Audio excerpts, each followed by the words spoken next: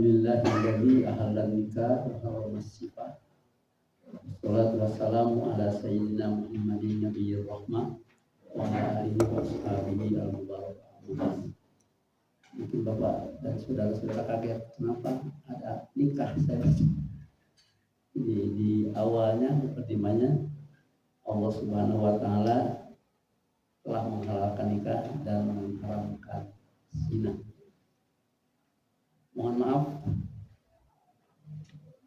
saya lupa dan tidak diberitahu kemarin dari Pak Kiai Hajar juga. Terus saya punya flash disknya di sini, tapi ternyata tidak terbawa. Yang dibawa hanya bukunya saja. Ini bukunya, buku yang saya tulis dulu tahun 2012, nikah sirri.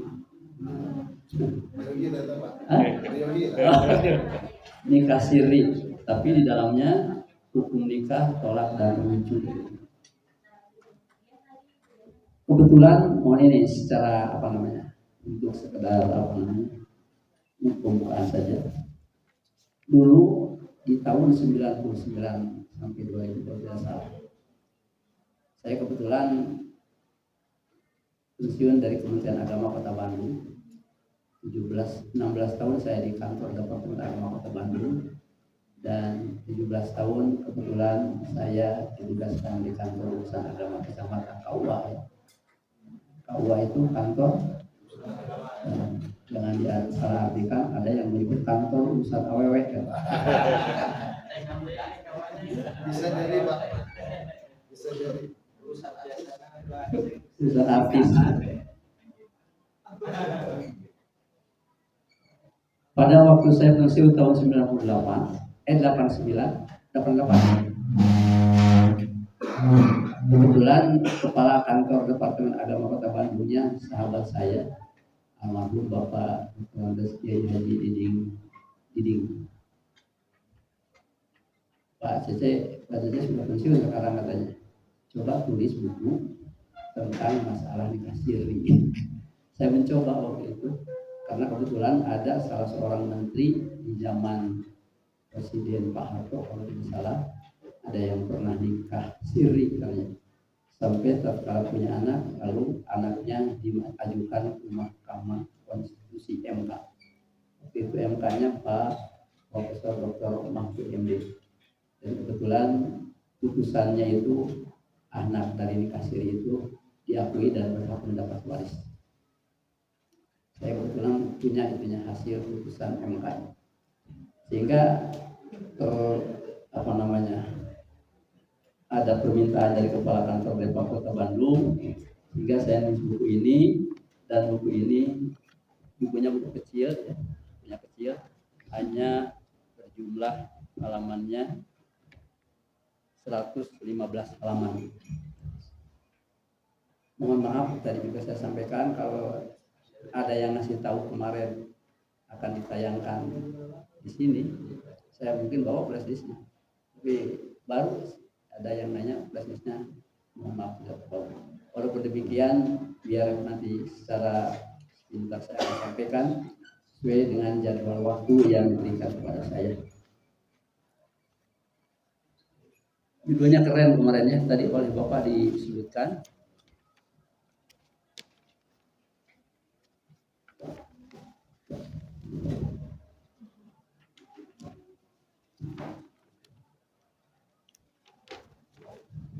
Judul yang akan disampaikan adalah fikih keluarga dan pengaruhnya terhadap anak ya. Oh gitu. Oh iya.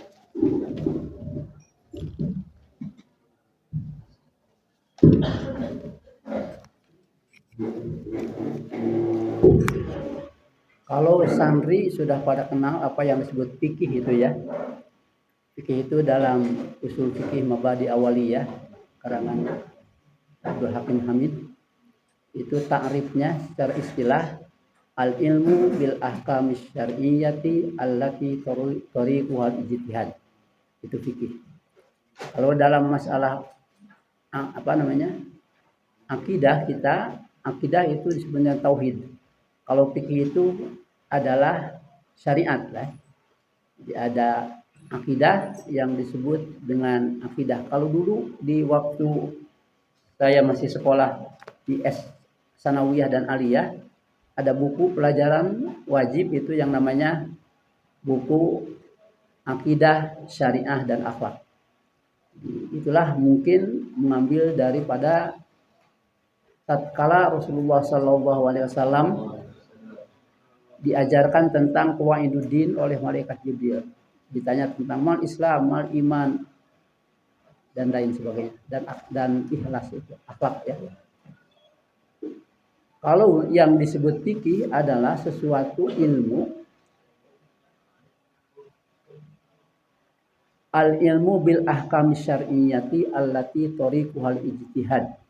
Jadi fikih itu adalah ilmu yang digali oleh para ulama ahli yang menggali dari Al-Quran, Al-Hadis dan berbagai kaul-kaul ulama yang sehingga itu dinamanya ijtihad. Kalau ilmu fikih pada umumnya kita suka ada perbedaan dalam pelaksanaan, terutama sholat.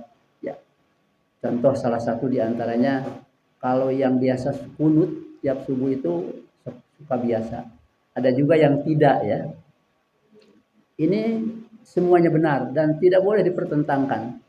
Karena dalam kitab Nawawi Autor dikatakan in qanata fahasanun wa illam yaknut fahasanun.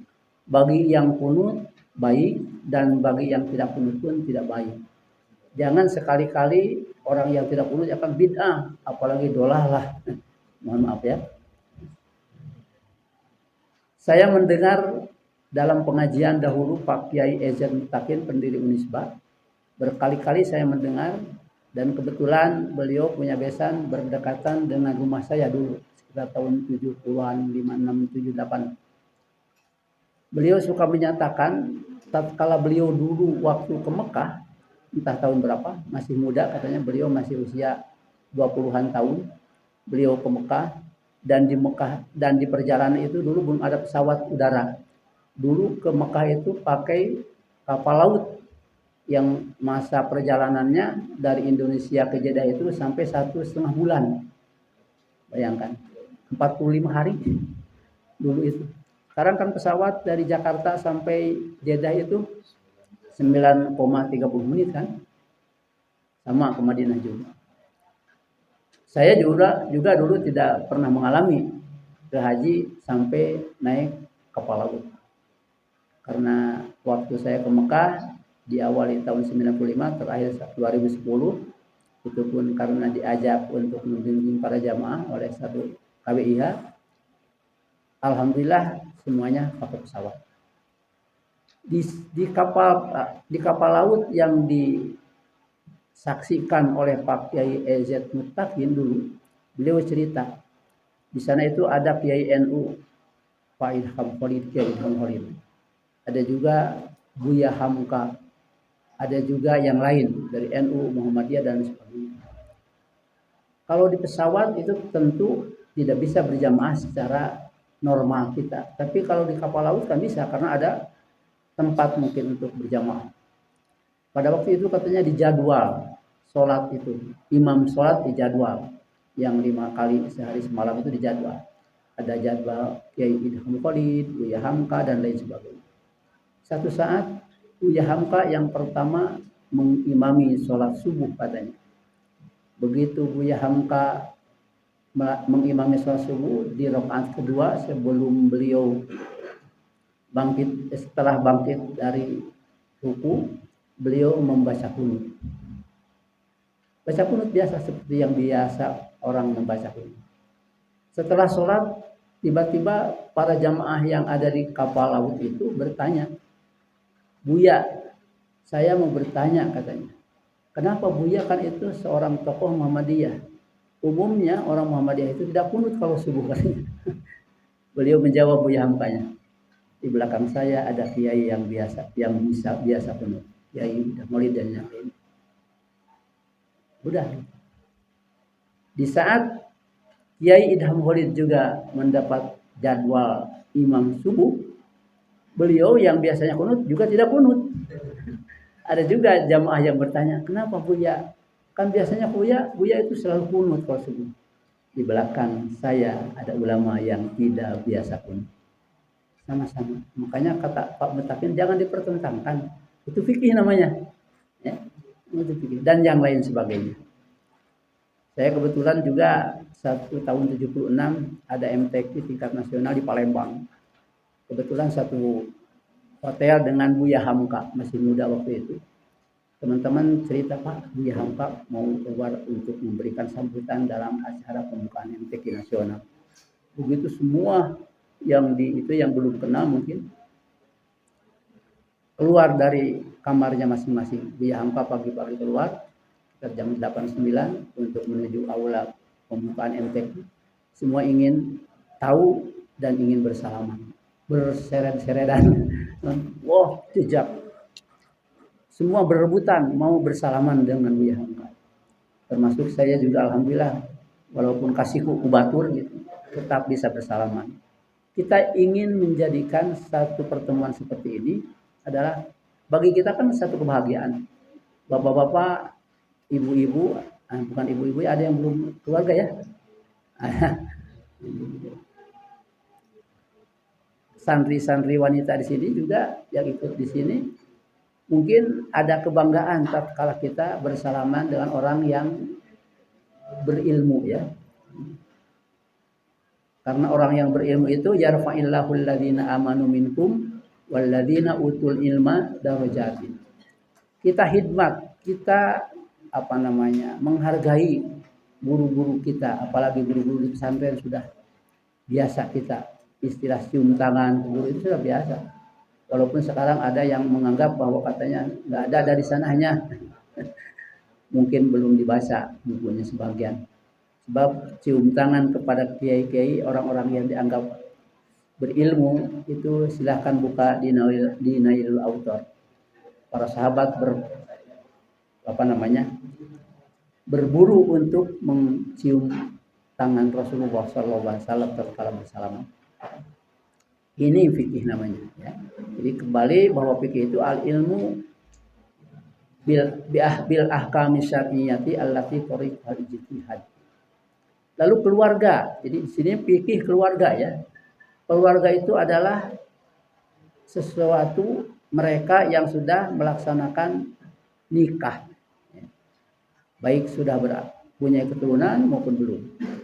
Di antara peserta di sini mungkin ada yang belum ini ya. Belum nikah ya, belum keluarga, terutama santriwatinya yang mungkin kelihatan belum pada punya keluarga ya, punya suami. Anggap saja saya datang ke sini sebagai permulaan. Ada di kantor urusan agama itu dulu catin. Catin itu adalah calon pengantin di undang-undang, bukan undang.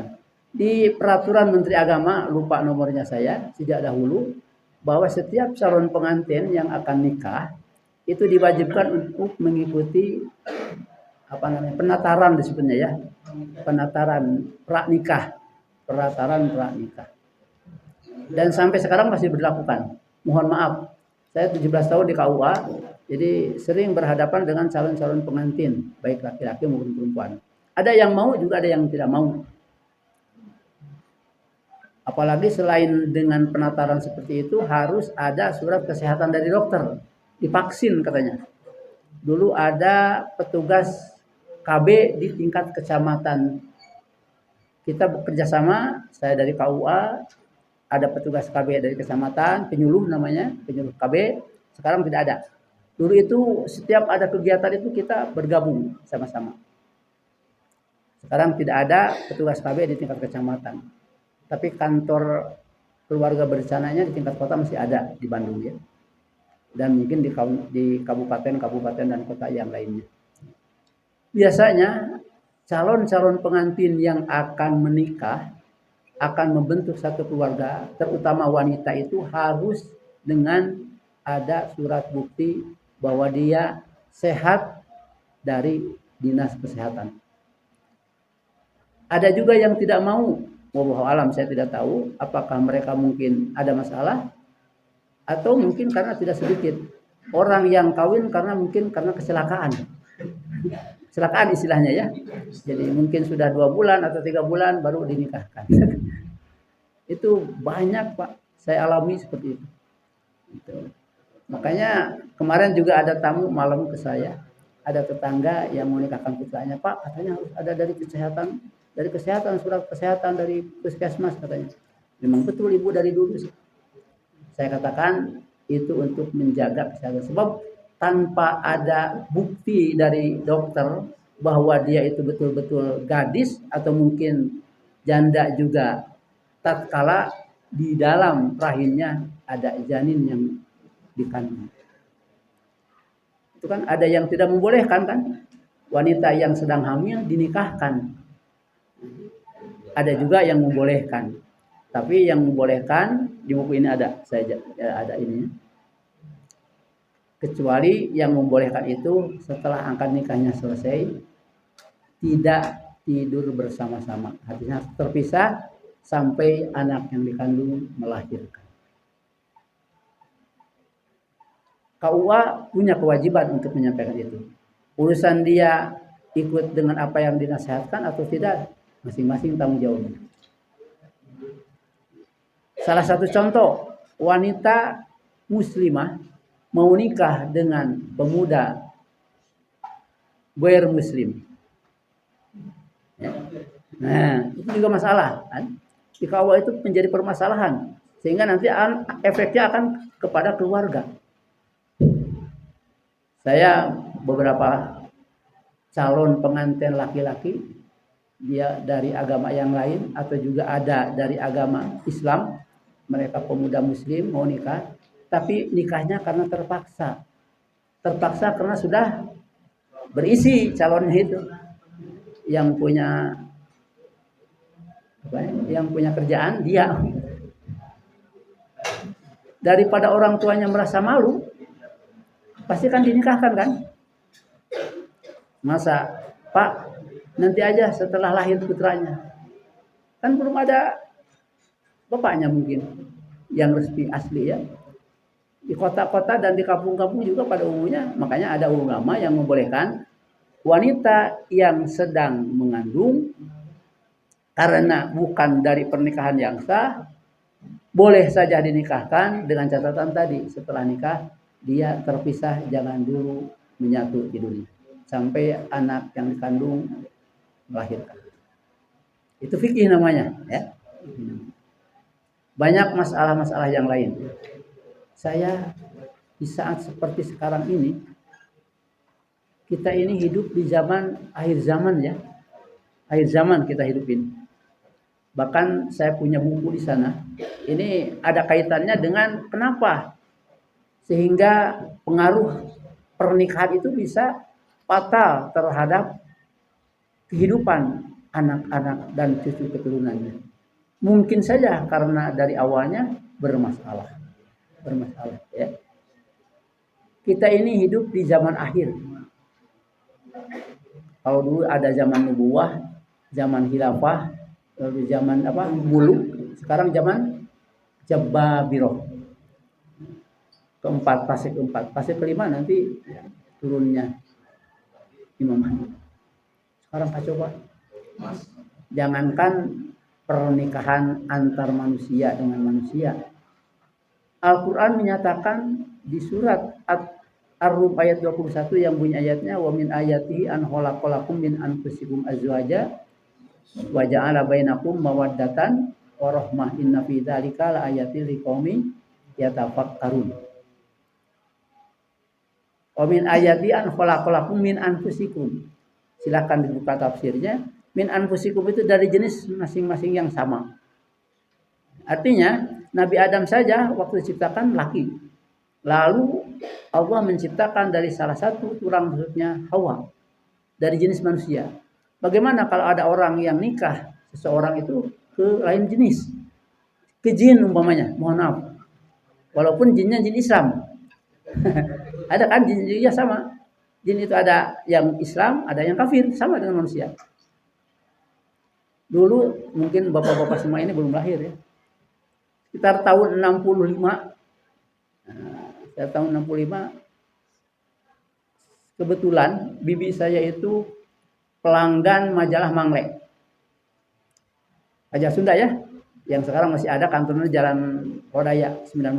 Yang dulu pernah sebelum Mangle itu disewa sementara oleh Kementerian Agama Kota Bandung sebelum pindah ke Jalan Ramdan. Saya pernah ngantor di situ tahun 72 sampai 74. 74 pindah ke Ramdan, 82 pindah ke Soekarno-Hatta. Di Mangle itu saya baca ada pernikahan santri pesantren Cibatu Garut, katanya nikah dengan jin. Viral itu Pak. Judulnya juga tebal. Saya pernah baca Cibatu Garut ya, ada. Katanya enggak lupa namanya, saya tidak menyebutkan. Keresek ya? Nah, katanya nikah. Setelah baca ayat itu, Al-Quran juga tidak membolehkan lain jenis. Gerak jin. Malah yang kesininya itu banyak lagi nikah dengan, kemarin ada pernah Bapak lihat YouTube di Jawa, ada seorang laki-laki nikah dengan kambing. Pernah nggak lihat? Kambingnya didandani pakai segala. Ada semacam naibnya di sana, luar biasa. Mungkin ada yang pernah lihat ya. Saya lihat yakin. Subhanallah. Disebarkan pengajian di mana saya mengajar. Dengan kambing. Dengan jin saja walaupun Islam ada kambing. Ada yang Islam, ada yang kafir. Jadi itu diharamkan oleh Allah Subhanahu wa taala ya. Diharamkan oleh Allah Subhanahu wa taala. Malah sekarang ada lagi yang disebut LGBT, nikah masing-masing jenis yang sama. Laki-laki dengan laki-laki, perempuan dengan perempuan. Ini tanda akhir zaman sudah luar biasa Pak. Ada lagi kemarin di mana? Di Jawa Timur, Jawa Tengah ya. Ada yang disebut pesantren lintas agama. Gimana Pak? Mungkin Bapak ada yang baca itu. Jadi satu pesantren yang dibiayai oleh seorang kiai muslim tentu, sampai katanya menghabiskan biaya membangun pesantrennya 2 miliar. Ada itu pelangnya, pesantren lintas agama. Satu kamar, satu bangunan untuk agama Islam, satu bangunan untuk Kristen, Protestan, Hindu dan Buddha. Itu saya pernah sampaikan kepada, ada diskusi dulu itu antara MUI, Kementerian Agama dan tokoh-tokoh masyarakat Islam di satu tempat di Kota Bandung yang difasilitasi oleh pemerintah Kota Bandung. Konon kabarnya lembaga pesantren yang lintas agama itu katanya sampai hari ini belum mendapat izin. Biasa. Jadi kita itu diacak-acak, dikacaukan. Di generasi yang akan datang, anak cucu kita mungkin, wallahu alam, kalaulah tidak kuat imannya, berat. Kewajiban bapak-bapak yang sudah berkeluarga, juga yang masih belum berkeluarga dan insya Allah akan berkeluarga, punya tanggung jawab besar untuk menjadikan generasi kita yang lebih baik lagi dari kita. Wal yahsyal ladina law taraku min khalqihim dzurriyyatan di'afa qafu 'alaihim falyattaqullaha wal yaqulu qawlan sadida. An-Nisa ayat 9. Allah sudah memperingatkan kepada kita bahwa kita harus khawatir, harus merasa khawatir, menjaga keluarga kita. Jangan sampai mereka ditinggalkan oleh kita nanti, mereka lebih-lebih diafan, sangat lemah iman. Anak-anak sekarang kan kadang-kadang, wah agama apa sama saja semua juga, kan begitu. Ada anak-anak yang sekarang itu, anak-anak muda terutama, yang tidak punya wawasan keagamaan yang kuat. Makanya keluarga itu punya tanggung jawab besar bahwa ada hadis yang mengatakan mau diyahudikan, mau dia nasronikan, dan mau dimajusikan adalah tanggung jawab orang. Jadi nikah itu bukan berarti hanya sekedar untuk menikmati kehidupan berkeluarga secara fisik, tapi kita akan diminta pertanggungjawaban di hadirat Allah Subhanahu wa taala. Sekarang sudah masanya masa zaman akhir zaman ya. Nabi bersabda, arsala Rasulullah sallallahu alaihi wasallam wa nuzilal Qur'ana, bahwa tanda akhir zaman itu adalah diawali dengan diutusnya Rasulullah dan diturunkannya Al-Qur'an. Jadi sudah akhir zaman itu sudah dimulai sejak zaman Rasulullah. Masa Rasulullah sampai sekarang itu kalau dihitung dari tahun Hijriah 1447 Hijriah. Sekarang sudah akhir zaman. Yang tanda-tandanya sudah saya sampaikan tadi sebagian. Sampai Nabi dalam hadis menyatakan, bu'istu ana wasa'atu kahataini kafadri ihdahuma anil uhra wa dhammas sababata wal wusta. Hadisnya Bukhari Muslim itu. Kata Nabi, aku diutus ke dunia ini hanya seperti waktu yang sangat sedikit saja. Kalau diibaratkan kahata ini hanya dua ini. Kahata ini ihdahuma anil uhra wa dhammis sababah wal wusta. Jadi dunia setelah ditinggalkan Nabi ini seperti ini, jaraknya tidak akan lama lagi. Antara telunjuk sama jari tengah. Kahata ini. Saya punya buku kitab Al-Mawsu'atul Akhirah. Itu ditulis oleh para ahli, para profesor di Timur Tengah, juga ada sambutannya di sana. Tebalnya hampir sudah diterjemahkan sampai 930 halaman. Ditulis judulnya itu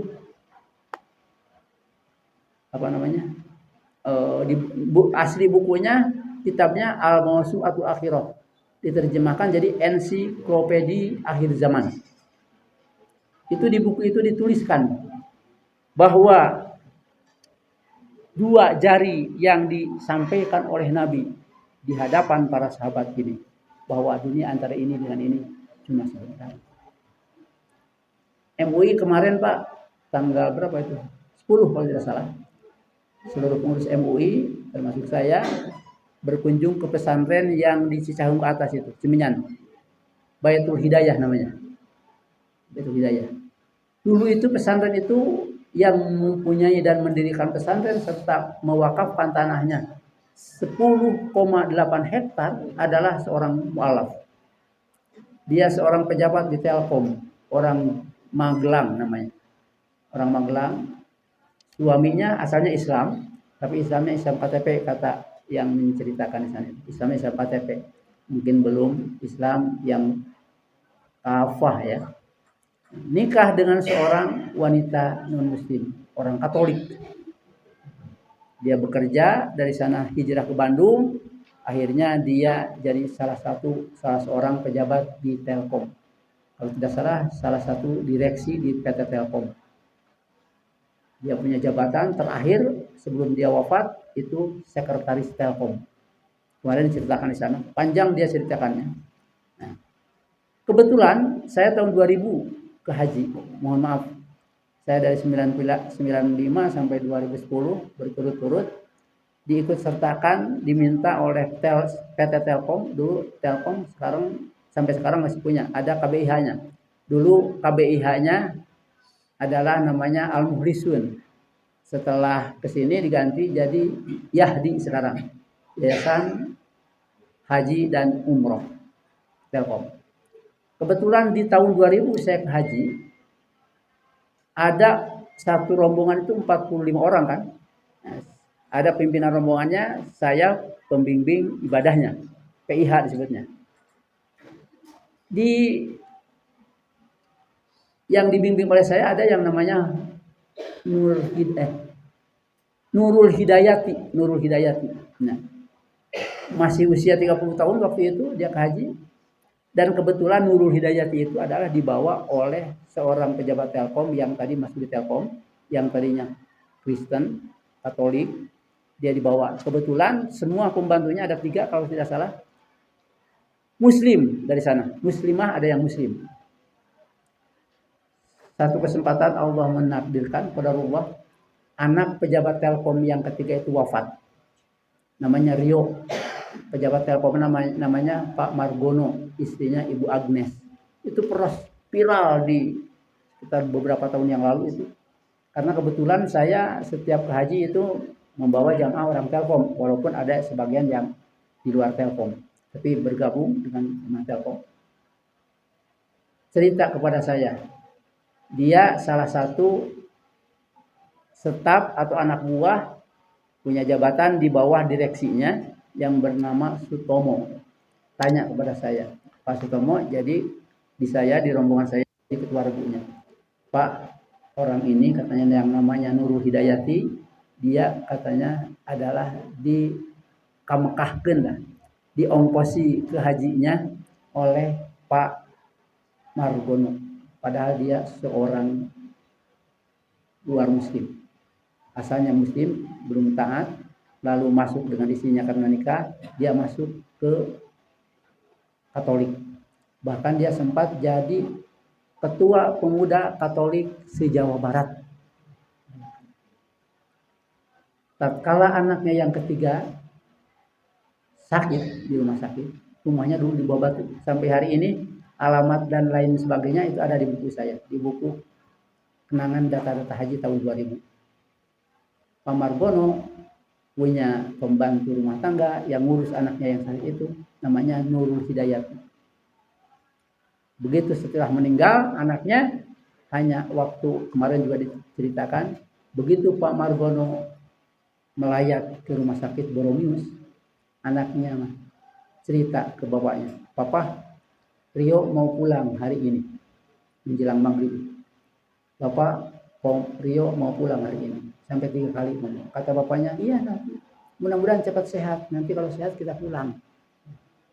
Bapak ingat bahwa hidup di dunia ini hanya 1,5. Hanya 1,5 sen.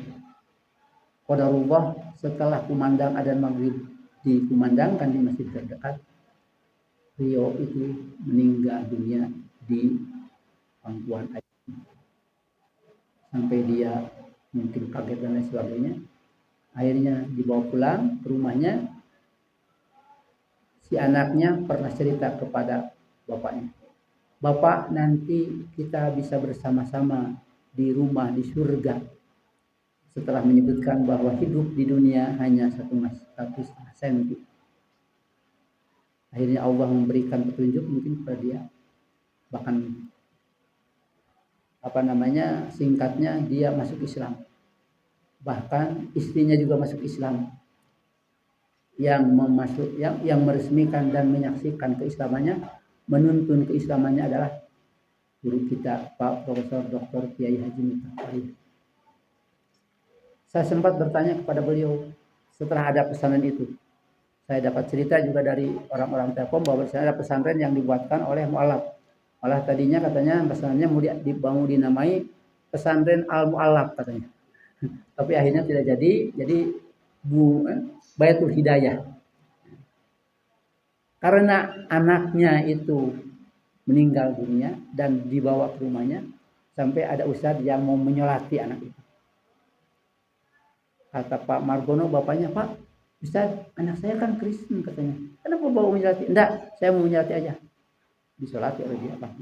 Sebelum disolati, karena dia kalau di kita kan dikafani, ibunya punya niat, walaupun masih Katolik, nanti anak saya mau bukan dikafani dengan seperti kapan-kapan yang oleh ini suka pakai jas kan kalau mereka itu, ya, pakai jas. Dia belikan jasnya yang putih, yang lainnya putih, jadi putih-putih. Wallahu a'lam bishawab, itu Allah yang Maha tahu. Akhirnya pendek cerita, bapaknya dan ibunya juga akhirnya masuk Islam. Punya tanah 10,8 hektar yang di Cimenyang itu, yang sekarang jadi pesantren Baitul Hidayah. Kebetulan kemarin saya tanya, kalau tidak salah Pak, dulu yang dikehajikan oleh Pak Margono itu namanya Hidayati, Nurul Hidayati. Itu yang saya bimbing dulu. Oh gitu Pak. Mungkin di sini sebutnya apa? Ibu Baati sebutnya Baati, tapi namanya Hidayati. Bisa enggak saya ketemu sini untuk meyakinkan bahwa Hidayati itu betul yang dikemekahkan oleh Pak Margono. Dipanggil oleh pimpinan pesantren itu, disuruh dipanggil sama tugas, Datang ke saya nyamperin. Betul, dia adalah Hidayati 25 tahun yang pernah saya bimbing ke haji. Itu ceritanya nyambung, Pak. Walaupun kita punya satu kebanggaan, ada orang masuk Islam. Karena seperti itu, insya Allah, bahkan Pak Margononya sudah masuk Islam, ibunya juga. Kalau tidak salah, ibunya masih ada katanya. Tapi sudah Muslim. Kemarin Pak Kiai Miftah waktu kita ziarah ke sana, beliau sempat Pak Kiai Miftah itu ziarah dulu ke makamnya. Beliau mengenang bahwa beliaulah yang meresmikan keislaman. Dunia ini seperti itu, Pak. Ada satu cerita, ini mohon maaf ya. Ini sekedar untuk keluarga itu jauh besar dalam kehidupan manusia. Anak-anak dan keturunannya. Kullu mauludin yuladu ala fitrah fa abawahu yuhawidanihi wa yunassiranihi wa yumajjisani. Anak kita bisa jadi muslim, jadi di luar muslim, itu syariatnya tanggung jawab kita. Saya punya tetangga. Kebetulan salah satu anak dari tetangga saya itu pramugari. Sempat ketemu dengan saya waktu dia jadi tugas pramugari di pesawat Garuda dulu. Sampai dia waktu nikahnya minta dipandu oleh saya karena kebetulan saya di KUA. Orang tuanya yang dulu itu sudah wafat, suami yang dahulunya, dia wafat, nikah. Si neneknya, si pramugari itu nikah dengan salah seorang, bukan pendeta lah ya, apa maksudnya. Ya pokoknya orang Nasrani yang kerjanya di Borobudur, Pak. Begitu dia nikah, masuk Islam dulu kan, si suaminya, sampai punya anak 6. Saya persis tahu karena rumahnya berhadapan dengan rumah saya. Yang cerita itu anaknya kepada saya. Anaknya semua muslimah, ada yang laki dan perempuan sampai sekarang. Cucu-cucu muslim. Tatkala si suaminya atau si bapak dari anak-anak itu yang tadinya mu'alaf, kira-kira 2 atau 3 bulan laginya ke meninggal, dia sakitnya parah. Dia dulu pegawai Boromius. Menjelang kematiannya sudah dekat, dia minta kepada istrinya, tolong panggilkan seorang pendeta dari Boromius yang dia kenal dulu. Dipanggilkan, saya mau kembali kepada agama Nasrani. Bayangkan, ada juga yang seperti itu. Untung anak-anak, ya alhamdulillah sebagian saya yang begini. Ada yang seperti itu. Jadi dunia ini sudah berputar baliknya. Apalagi tadi yang saya sampaikan, orang yang nikah dengan kambing, ada yang jin. Dulu walaupun itu mungkin kita apa atau tidak, saya pernah di majalah Mangre itu pernah dibahas 60 berapa. Kalau Bapak masih penasaran, Mangre datang ke Jalan Rodaya 19. Bu, betul ada cerita ini. Mungkin saja ada arsipnya gitu. Problematika keluar ada masalah tidak, yang juga masalah lain, ekonomi, sosial dan lain sebagainya. Banyak artis yang nikah, Pak, yang sekarang trennya nikah siri ya. Pernah kedatangan pensiun dari kantor urusan agama dan Cibenying. Dulu Cibenying belum ada kader kedua. Jam 2 sore ada kedatangan tamu bawa kamera, kayak kamera. Ada 5 orang, 2 kamerawannya, yang 3 adalah keluarganya.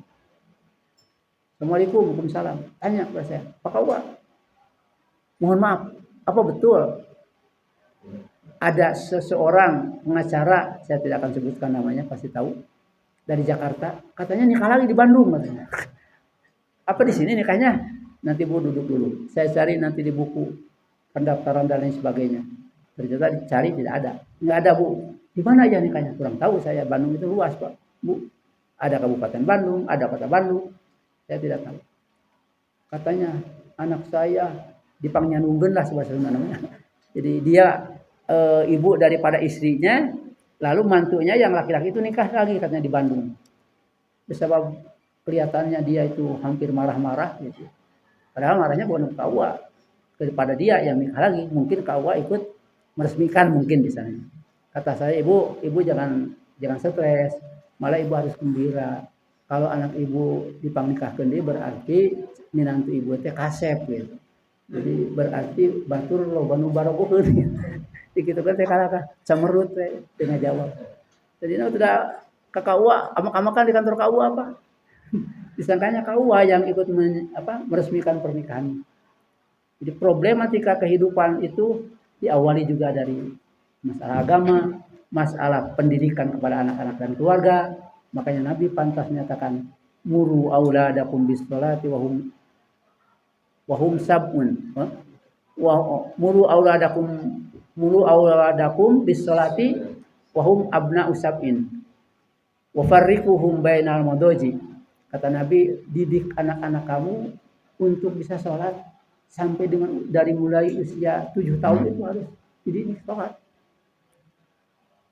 Sholatnya yang benar, karena sekarang sholat yang banyak yang sampai joget-joget pan ya. Di YouTube itu ada sholat yang joget-joget, berdoa dan lain sebagainya.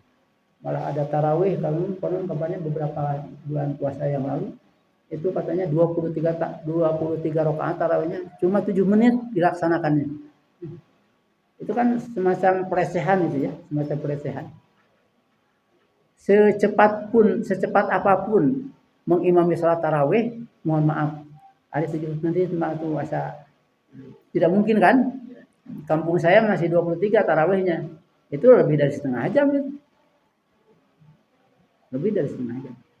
Jadi sekarang itu kita itu bukan digoyang lagi, sudah bentur-benturkan antara satu paham dengan paham yang lain, antara kelompok ini dengan kelompok yang lain.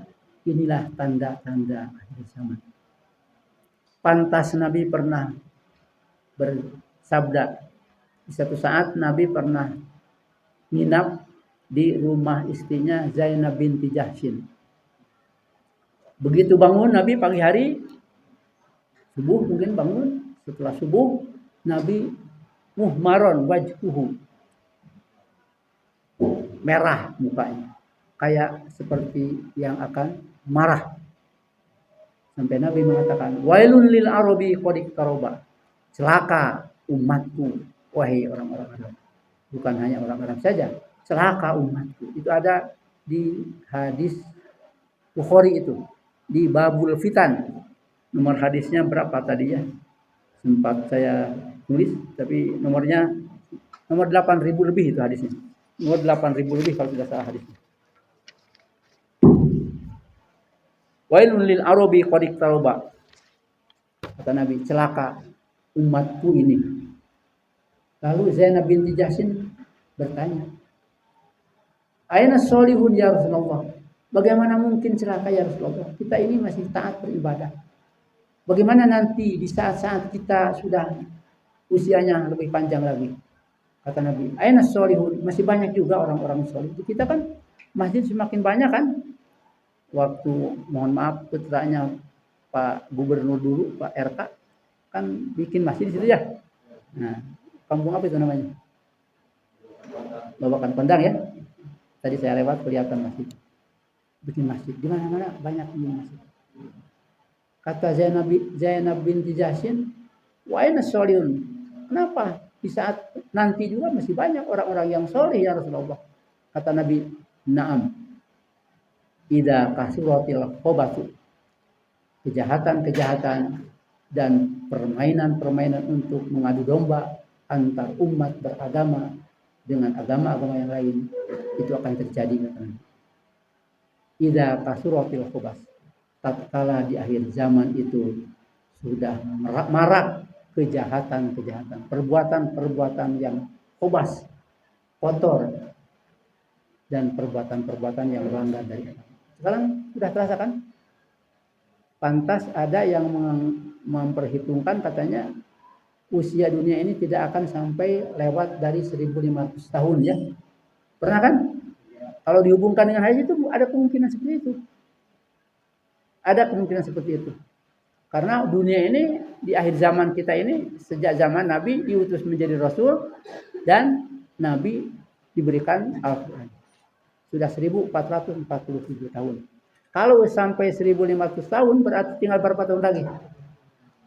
53 lagi ya? Kemudian mau kurang. Mungkin anak cucu kita nantinya akan menerima, naudzubillah min dzalik. Luar biasa. Luar biasa, Pak.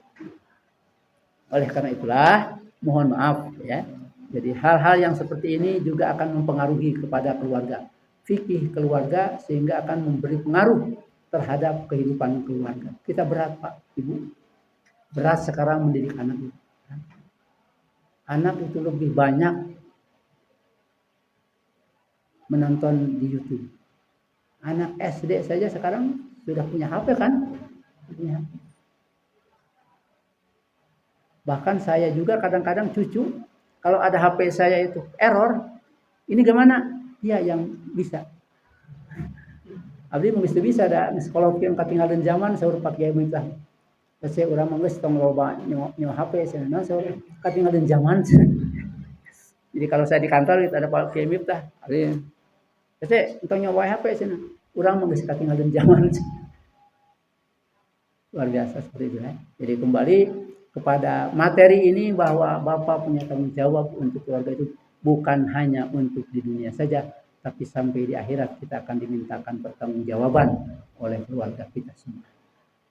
Berbahagialah yang belum berkeluarga, mungkin punya ancang-ancang untuk bisa membangun keluarga yang sakinah, mawaddah dan rahmah ya. Sakinah, mawaddah dan rahmah teh banyak, bukan karena banyak hartanya, punya jabatan tinggi, uangnya banyak dan lain sebagainya. Saya punya yang nikah dulu, ada pasien ke kantor, mau nikah. Bapaknya usia 70 tahun. Laki-lakinya. Wanitanya usia 50 tahun. Duda dengan janda. Ada lagi wanita yang baru usia 28 tahun kalau tidak salah. Ada suaminya di atas 60 tahun. Satu saat kita kan biasa kalau berdoa bahwa menjadi keluarga yang sakinah, mawaddah dan rahmah. Bla bla bla bla bla. Satu saat di waktu ayah hajat saya diundang. Orang yang dihadiri pernikahannya oleh saya dulu itu yang usia laki-lakinya sudah di atas 60 tahun, perempuannya masih gadis usia 28 tahun. Bapak, sama Bapak biasa ngomong. Kumaha neng nikah teh? Alhamdulillah sakinah cenah Pak. Naon sakinah teh? Ngarewas. Sanes sakinah mawaddah warahmah. Sanajan ka aki-aki oge ngeunah.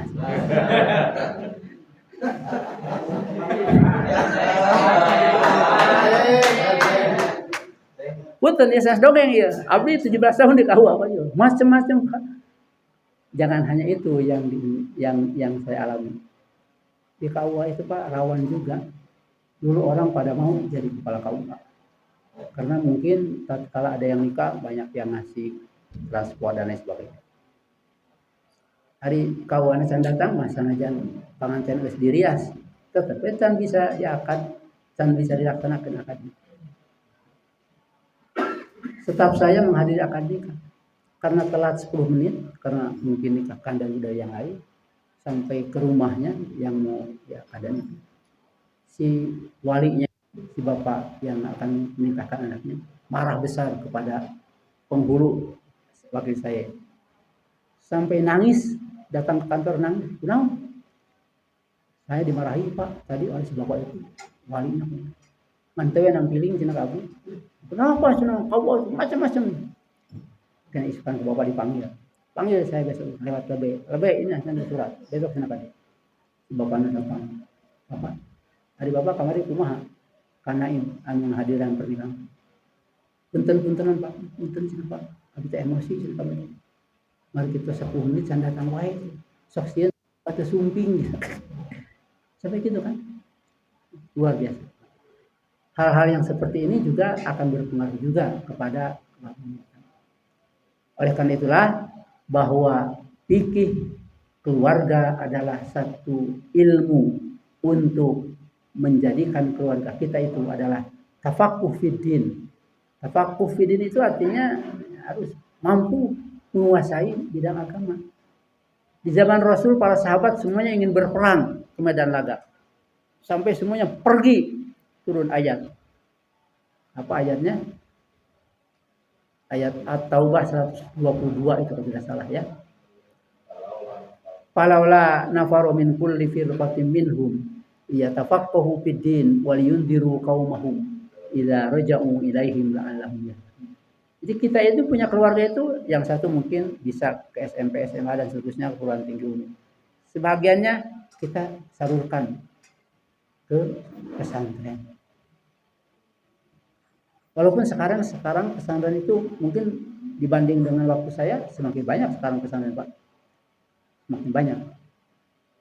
Kemarin kita berkunjung pesantren apa itu Yaspida di Sukabumi dengan Pak ini ada katanya yang anak kiai pesantren itu pesantren di sini katanya perempuan. Itu 4.200 pas nanti luarnya. Tapi itu di kaki Gunung Gede. Gunung Gede. Saya kebetulan orang Sukabumi juga agak tahu gitu. Itu ada ternakan sapi, ada kambing, ada ayam, ada kuda juga ada di sana. Bahkan di pesantren itu mengolah air sendiri dari gunung. Itu pesanan-pesanan yang seperti itu mungkin mendidik anak-anak santrinya secara profesional dan gurunya katanya sampai ada 320 teman. Dari mulai tingkat SD sampai tingkat SMA dan guru ngaji dan sebagainya. Karena konon kabarnya ada salah satu putra pesantren Yaspida Sukabumi itu di Kadu Dampit itu. Dari Sukabumi lewat ada katanya pesantren di sini. Pesantren di sini. Itulah yang mungkin keluarga. Selain itu tentu materi pokoknya tidak banyak ininya. Saya ingin menyampaikan hal-hal yang berkaitan dengan pernikahan ya. Pernikahan. Ini nikah itu adalah merupakan satu syariat dari Allah Subhanahu wa taala. Karena di dalam Di dalam kehidupan kita ini kita diingatkan dan kita sudah pada tahu ada yang disebut bidang ibadah, yang kedua bidang muamalah, yang ketiga bidang munakahah dan yang keempat bidang jinayah. Makanya di IAIN dulu ada fakultas muamalah jinayah dan ada fakultas jurusan muamalah jinayah dan jurusan peralihan agama. Sekarang mungkin ada atau tidak saya tidak tahu. Karena saya dulu mengalaminya, saya kebetulan di fakultas syariah jurusan muamalah jinayah, pidana perdata Islam ya. Nah, masalah ibadah biasanya pada umumnya sering diterangkan di pesantren. Orang sudah pada tahulah. Anak-anak kecil juga sudah biasa belajar sholat dan sebagainya. Bidang muamalah juga mungkin tidak terlalu banyak ya, dibahas di pesantren. Apalagi bidang munakahah. Selama ini mungkin yang tahu tentang bidang munakahah itu pada umumnya orang-orang KUA ya. Walaupun tadinya mungkin tidak pernah mendalami. Tapi karena terpaksa dengan tugas, biasanya bidang muamalah itu bidang muamalah itu kurang diminati. Makanya saya juga kebetulan punya pengajian ibu-ibu dan bapak-bapak. Saya juga masalah munakahah suka saya bahas. Masalah munakahah itu adalah yang pertama ada yang disebut nikah. Nikah itu dalam Al-Quran banyak ayatnya ya, banyak ayatnya. Bahkan di dalam Al-Quran ini ada 4 kalimat. Ada 4 bentuk. Di Al-Quran ada an-nikahu ala arba'ati awjuhin. Ini saya kutip dari tafsir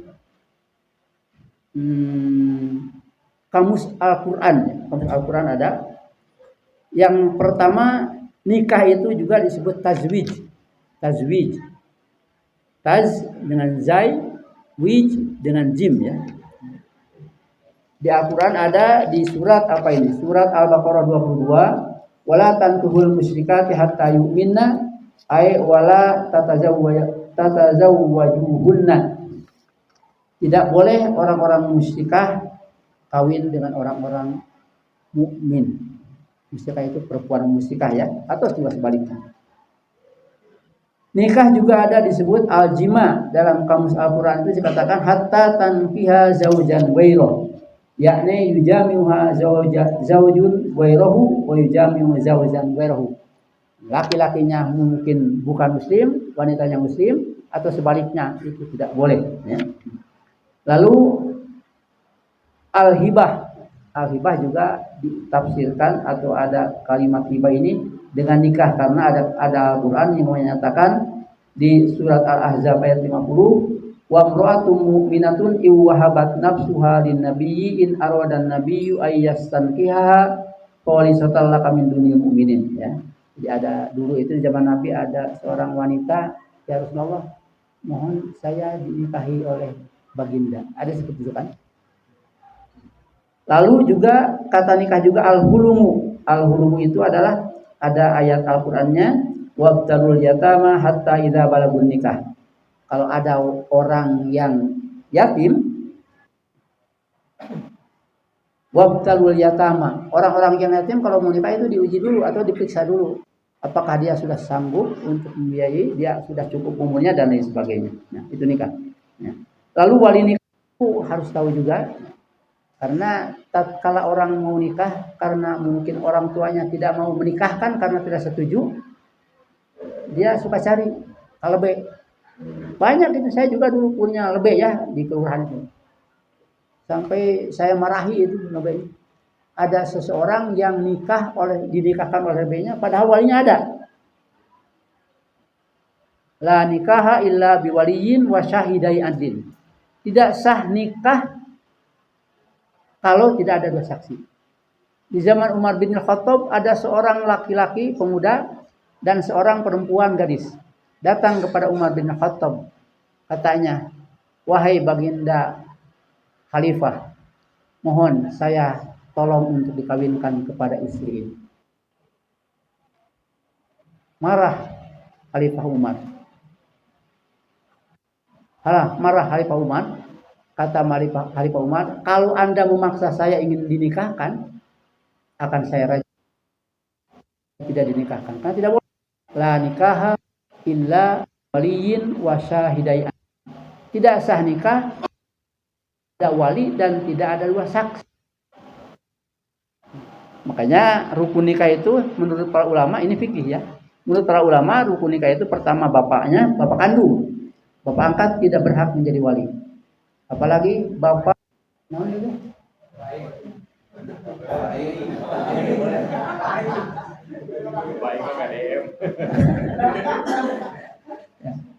bapak angkat yang berhak menjadi wali. Kecuali ada hal-hal yang lain, nanti ada alternatif lain. Yang kedua, abi.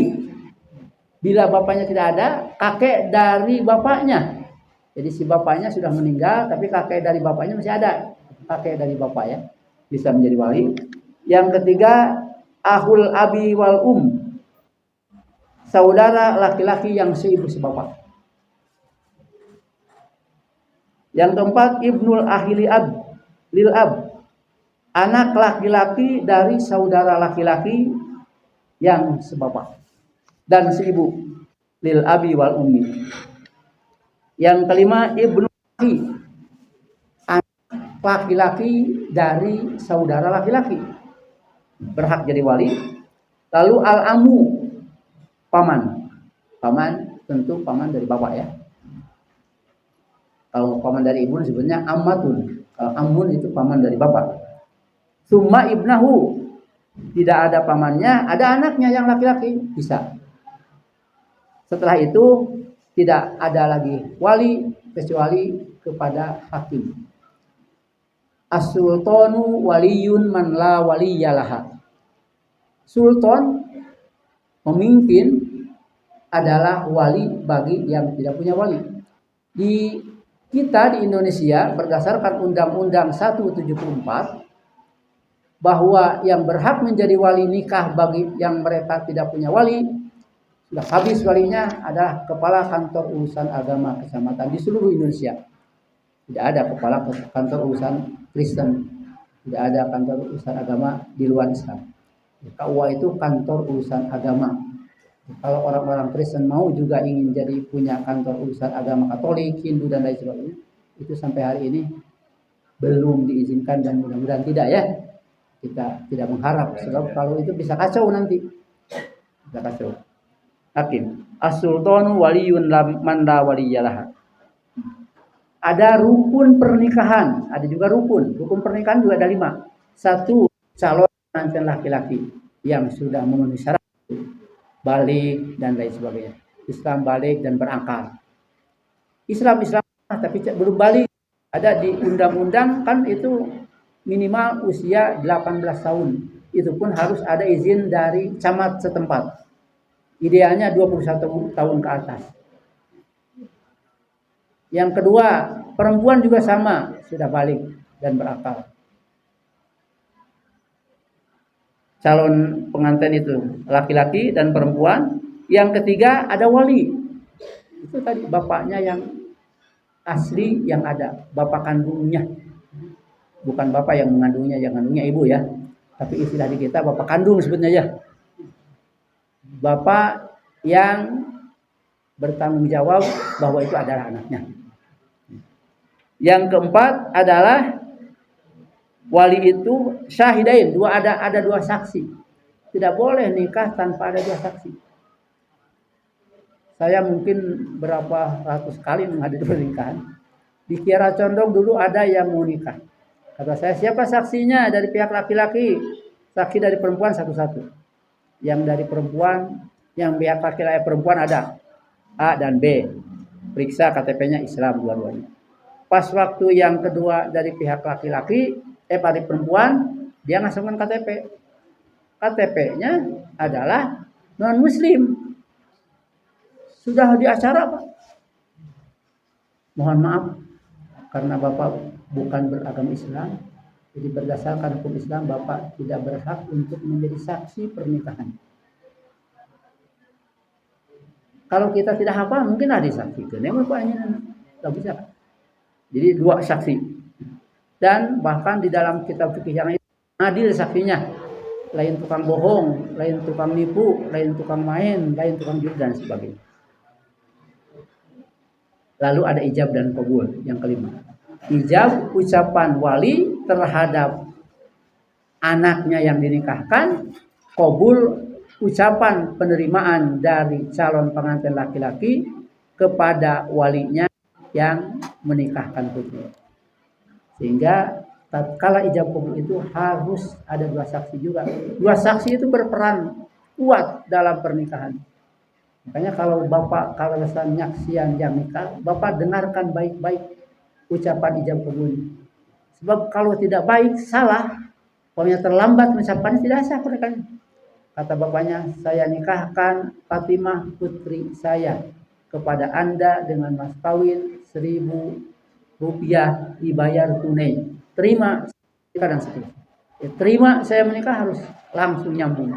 Kalau terlambat itu tidak sah menurut para kaidah. Itulah pernikahan yang kita lakukan selama ini. Saksi berperan sebagai saksi yang akan mengesahkan pertanggungjawaban pernikahannya. Kalau saksinya tidak memenuhi syarat, seperti yang tadi saya katakan, pernikahannya juga tidak sah. Enggak. Wanita 18, laki-laki 21. Sekarang sudah disamakan masing-masing 12 tahun. Oh gitu. Oh, kalau dulu waktu Bapak 17 kalau tidak salah, 17 dan 21. Sekarang sudah disamakan ya? Nah, terima kasih. Karena Bapak sudah 19 tahun pensiun dari KUA. Nah, jadi nggak bisa nikah, Pak. Oh.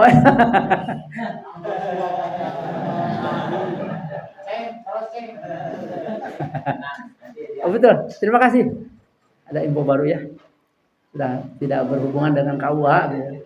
Sebab kalau mantan kepala KUA datang ke KUA, mesti cepat wah kawin deui gitu. Makanya saya, karena Bapak itu sudah hampir 18 tahun pensiun, kecuali ada sesuatu di luar acara pernikahan, datang ke KUA. Takut ada fitnah yang luar biasa. Itu ya. Nah, kita simak sejenak Di zaman Rasulullah SAW pernikahan itu bahkan di zaman jahiliyah sudah ada yang disebut pernikahan gitu ya.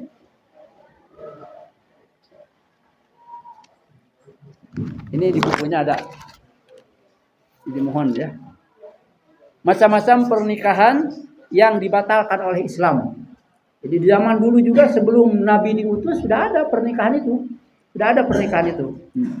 Ada yang disebut nikahul hidan. Nikah hidan itu adalah menurut bahasanya artinya nikah antara suami dan istrinya dianggap sebagai sahabat atau kawan. Bukan suami istri. Ya. Ibnu Abbas mengatakan bahwa yang dimaksud dengan nikah hidan adalah as-sadiqu lil mar'ati yazni biha sirron. Nikah hidan itu adalah bersahabat atau berkawan dengan perempuan atau dengan laki-laki itu untuk berzina secara sembunyi. Jadi ada laki-laki dan perempuan punya kawan berzina, tapi berzinanya sembunyi-sembunyi. Itu dianggapnya nikah. Di Al-Quran ada disebutnya nikah hidan. Hidan ada. Itu apa ya lupa saya. Ada hidan. Orang-orang Arab mengatakan mastataro fala ba'sa bihi wa ma dhahara fahuwa lu'umun. Artinya zina yang tersembunyi tidak apa-apa. Asal ulah anu ningalikeun berarti. Nikah sembunyi-sembunyi tidak apa-apa. Dan zina terang-terangan itulah yang dilarang keras. Jadi seserumputan memenang ngan terang-terangan tidak boleh. Oleh karena itulah Ibnu Abbas mengatakan panahallahu ta'ala anil fawahishi ma dhahara minha wa ma batan. Allah Subhanahu wa taala melarang perbuatan zina itu baik terang-terangan maupun sembunyi-sembunyi ya. Nah, di sini ada kalimat.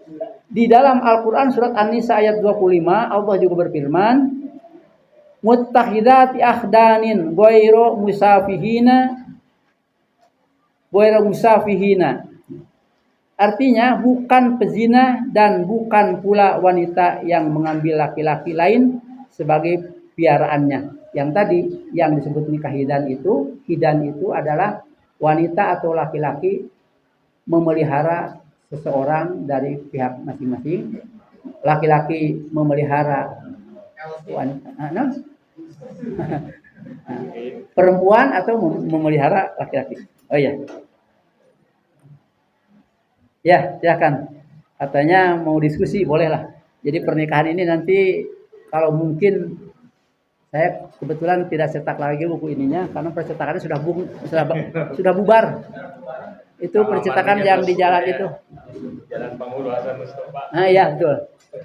Dulu ini cetaknya katanya 2000, kepada saya cerita 2000. Tapi saya cuma diberi apa namanya? Royaltinya hanya 100 buku ini. Laku ataupun tidak, wallahu alam saya tidak tahu. Tapi ternyata saya tanya di toko sekarang sudah tidak ada. Silakan, ada yang bertanya? Langsung sesi diskusi Ya, aja ya. Ini waktunya tinggal 1/4 jam lagi ya. Waktunya tinggal 1/4 jam lagi ya. Assalamualaikum warahmatullahi wabarakatuh. Waalaikumsalam.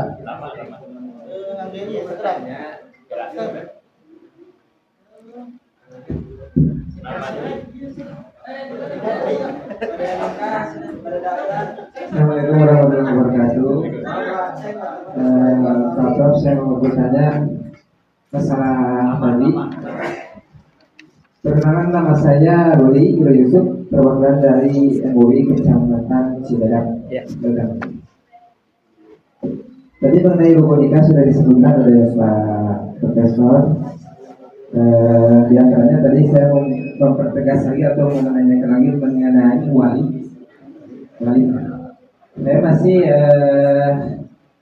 mau kejelasan apabila ada seorang yang mau menikahkan, tapi ayahnya sudah nggak ada, udah meninggal. Dia mempunyai kakak seorang laki-laki, apakah sah dijadikan sebagai wali? Itu saja. Enggak, Kalau pertanyaan kedua. seorang yang mau menikah, Ditampung dulu aja. Wah. Ditampung dulu. oh tunggu dulu, Ya, pertanyaan kedua. jangan yang kedua. Assalamualaikum warahmatullahi wabarakatuh. Salam.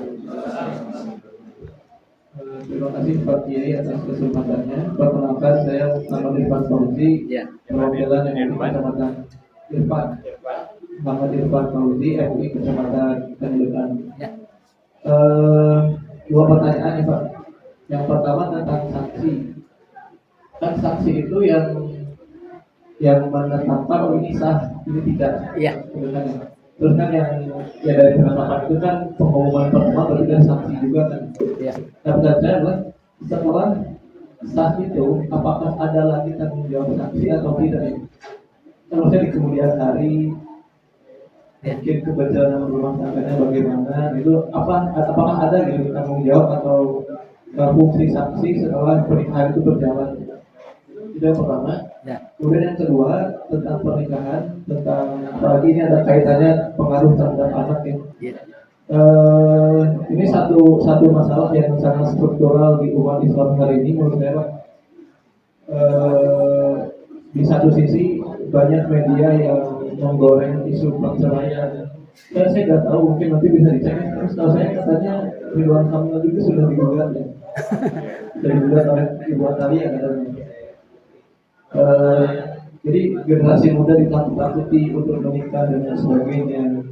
Dan kemudian dengan perceraian para artis, public figure, masalah ekonomi dan sebagainya. Kemudian di sisi lain ada masalah lain ya generasi anak muda yang menikah pun pada akhirnya gitu ya. Saya menyaksikan ya di surat undangannya ya di pertama Arun 21 kan. Publik nikahnya baca Anisa ayat 1, Arun 21 dan sebagainya. Ada nasihat pernikahannya dan sebagainya. Waktu khidmat pasti ada pengajian juga. Di KUA ada penyampaian pengantarnya juga dan sebagainya. Nah, tapi dari kesaksian berbagai pihak yang saya temui dan saya lihat foto ya, ternyata ini semua itu gak jadi apa-apa gitu kalau mereka. Tidak jadi apa-apa. Jadi semacam hanya jadi seremoni. Saya pernah mengisi kelas pranikah di Salman dari saya nanya ke peserta siapa di sini yang tahu ayat apa yang ditulis di undangan nikah itu dan berencana akan video semua tahu baru pembahasan tapi dan ditanya apa ya maksudnya itu jadi kalau itu udah jadi template aja gitu berbagai mata acara tadi. Betul. Arun 21 itu udah ditempel aja, jadi gak ada arunnya, gak ada jiwanya. Apa ya solusi kedepannya untuk itu semua gitu? Karena saya merasa ini adalah problem sistematik dan kayaknya solusinya bukan di event-event itu saja, karena sudah terbukti itu hanya seremoni itu. Gitu Pak, terima kasih. Assalamualaikum warahmatullahi wabarakatuh. Salam. Ada di belakang satu. Silakan.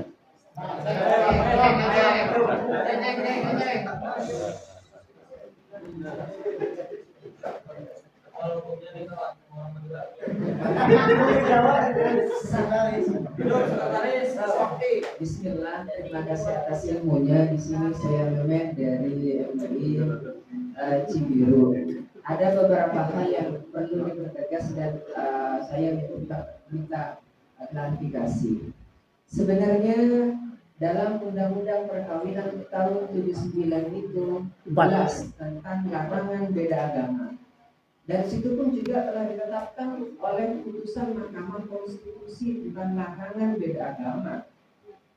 Akhir-akhir ini juga viral Egy yang mengajukan judicial review ke Mahkamah Konstitusi yang sekarang sedang bergulir. Kenapa alasannya dia mau menikah dengan pacarnya namun berbeda agama? Nah, di sisi lain dalam Undang-Undang Dasar 45 pasal 28 di situ dijelaskan tentang hak untuk berkeluarga. Jadi Egy memiliki legal standing untuk menggugat dirinya. Kenapa? Karena tidak mendapatkan hak konstitusinya. Akan tetapi karena kenapa KUA melarangnya? Bahkan sebenarnya sudah ada putusan Mahkamah Konstitusi dan undang-undangnya. Oke, kata bagaimana KUA menjelaskan bahwasanya larangan beda agama itu adalah yang benar, dan itu sebenarnya cara pemerintah untuk menjaga hak konstitusionalnya. Ya, jadi bukan syahwat semata. Bagaimana cara KUA menerangkan kepada calon itu agar mereka juga sadar bahwasanya nikah beda agama itu larangan pemerintah itu bukan untuk mengambil hak konstitusionalnya, namun itu sebagai cara negara untuk menjaga hak konstitusionalnya. Bagaimana cara menjelaskan? Dan yang kedua, dalam undang-undang pun juga dijelaskan, serta putusan Mahkamah Konstitusi pun juga menjelaskan tentang anak di luar nikah. Ini juga menjadi salah satu tesisnya istri saya kemarin tentang apa? Tentang melakukan kritik hukum terhadap anak di luar nikah. Sebenarnya dari KUA mau menjelaskan bagaimana perihal tentang anak di luar nikah, apa anak yang dilakukan atau melakukan hubungan di luar nikah, atau orang nikah namun cuma tidak terdaftar di KUA. Itu yang kedua. Dan yang ketiga, ini bicara tentang hak asuh. Dalam undang-undang itu sebenarnya, dan undang-undang tentang perkawinan sebenarnya, hak asuh itu kan untuk ibu, dan yang memberikan nafkah itu suami. Bahkan dalam kitab-kitab Mata Ibn Arfa itu emang suami atau ayah dari anak itu. Tetapi dalam undang-undang itu dijelaskan kalau si mantan suaminya atau ayah tidak mampu, itu hak untuk nafkah, kewajiban untuk memberi nafkah itu adalah seorang ibu. Nah, mohon jelaskan kepada kami perihal tentang indikator ketidakmampuan dari seorang ayah itu, sehingga apa, hak atau kewajiban untuk memberikan nafkah itu kepada ibu, ya, kepada ibunya. Terima kasih. Dan landasannya apa? Terima kasih Pak Yai. Ya, terima kasih. Cukup di orangnya. Mangga, betul ya. Punten. Ini kiai sepupu saya dulu, Pak.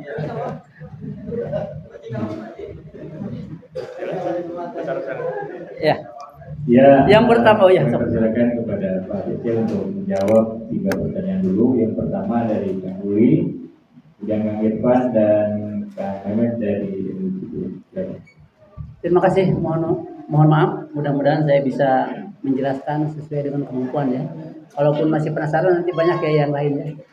Saya mungkin hanya berpengalaman di KUA. Yang pertama tadi tentang wali ya. Bila orang tuanya atau bapak dari anak itu wafat, kebetulan anak laki-lakinya ada, bisa menjadi wali asal sudah memenuhi syarat Islam, balik, berakal ya. Kalau ada anak yang mungkin di luar Islam tidak sah. Jadi anak yang laki-laki pertama itu bisa menjadi wali apabila bapaknya wafat. Apabila bapaknya wafat, dengan ketentuan persyaratan wali tadi itu tadi ya. Islam, balik, berakal. Tentu juga dia paham tentang keislaman yang sebenarnya ya. Mungkin ada yang mengasih tahu atau yang mengajarkan kepada dia. Jadi boleh. Kakak ataupun adik, kakaknya umpamanya nggak ada. Kakaknya nggak ada, adiknya tuh laki-laki. Umpamanya kakak adiknya banyak. Mana yang tuh? Yang paling tua dulu diutamakan. Kalaupun umpamanya yang tuanya di luar daerah, lagi di Jawa dan di mana, bisa adiknya yang ada, bisa boleh. Yang kedua, tanggung jawab saksi tadi ya. Nah, betul saya pernah sampaikan tadi bahwa saksi itu adalah merupakan bagian dari bagian daripada sahnya akad nikah. La nikaha illa biwaliyin wa syahidai adlin. Betul. Saksi adalah merupakan punya tanggung jawab sah dan tidaknya akad pernikahan. Yang dimaksud bertanggung jawab atas sah dan tidaknya pernikahan itu tatkala ijab qabulnya diucapkan. Jadi saksi itu mendengar baik dan benar yang diucapkan oleh baik oleh walinya maupun oleh calon pengantinnya. Kata walinya umpamanya, saudara A, Bapak nikahkan Fatimah putri kandung Bapak kepada Anda dengan mas kawin sekian bla bla bla bla, dibayar tunai. Kata anaknya, saya terima dan seterusnya. Jadi itu bertanggung jawab memahami daripada makna yang diucapkan oleh ijab oleh bapaknya, walinya, kabul oleh adiknya. Setelah akad nikah itu selesai, mohon maaf, tidak punya tanggung jawab apa-apa. Maksudnya sah pernikahannya waktu itu. Kan suka tanya biasanya penaib kepada yang hadir, sah bapak-bapak? Sah. Yang lain juga menyebutkan sah. Ada 20 orang di sana. Sah. Bahkan ada yang sampai sah ngebrak meja. Malah ada yang ngambil ini. Apa ini? Speaker. Sah. Mic speaker. Itu yang dimaksud la nikaha illa biwaliyin wa syahidai adlin.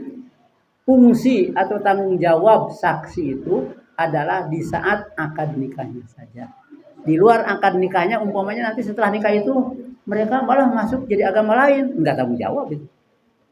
Dalam waktu acara akad nikahnya nyambung antara ucapan wali dan lambung dengan ucapan pengantin laki-lakinya. Itu cuma itu ya. Yang kedua tadi apa?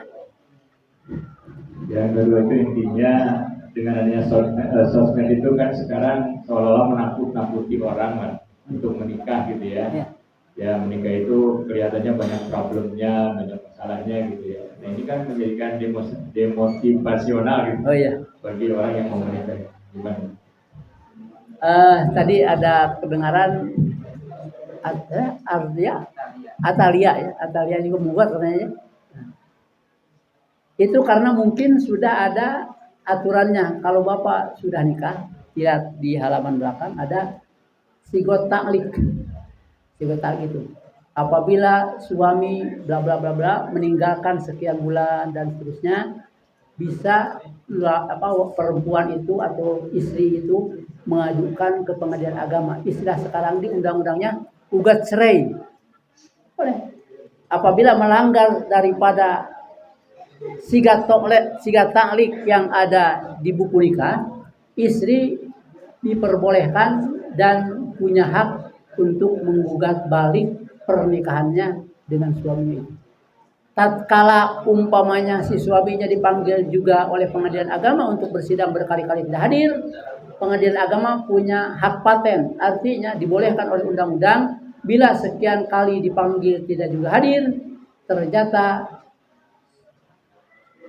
pengajuan daripada gugatan daripada sepihak itu istrinya ataupun mungkin laki-lakinya memenuhi ketentuan hukum undang-undang perkawinan, maka hakim bisa memutuskan cerai atau membatalkan pernikahan dari yang menggugat itu. Bisa, karena ada aturan undang-undangnya. Lalu pertanyaan yang ketiga tadi apa?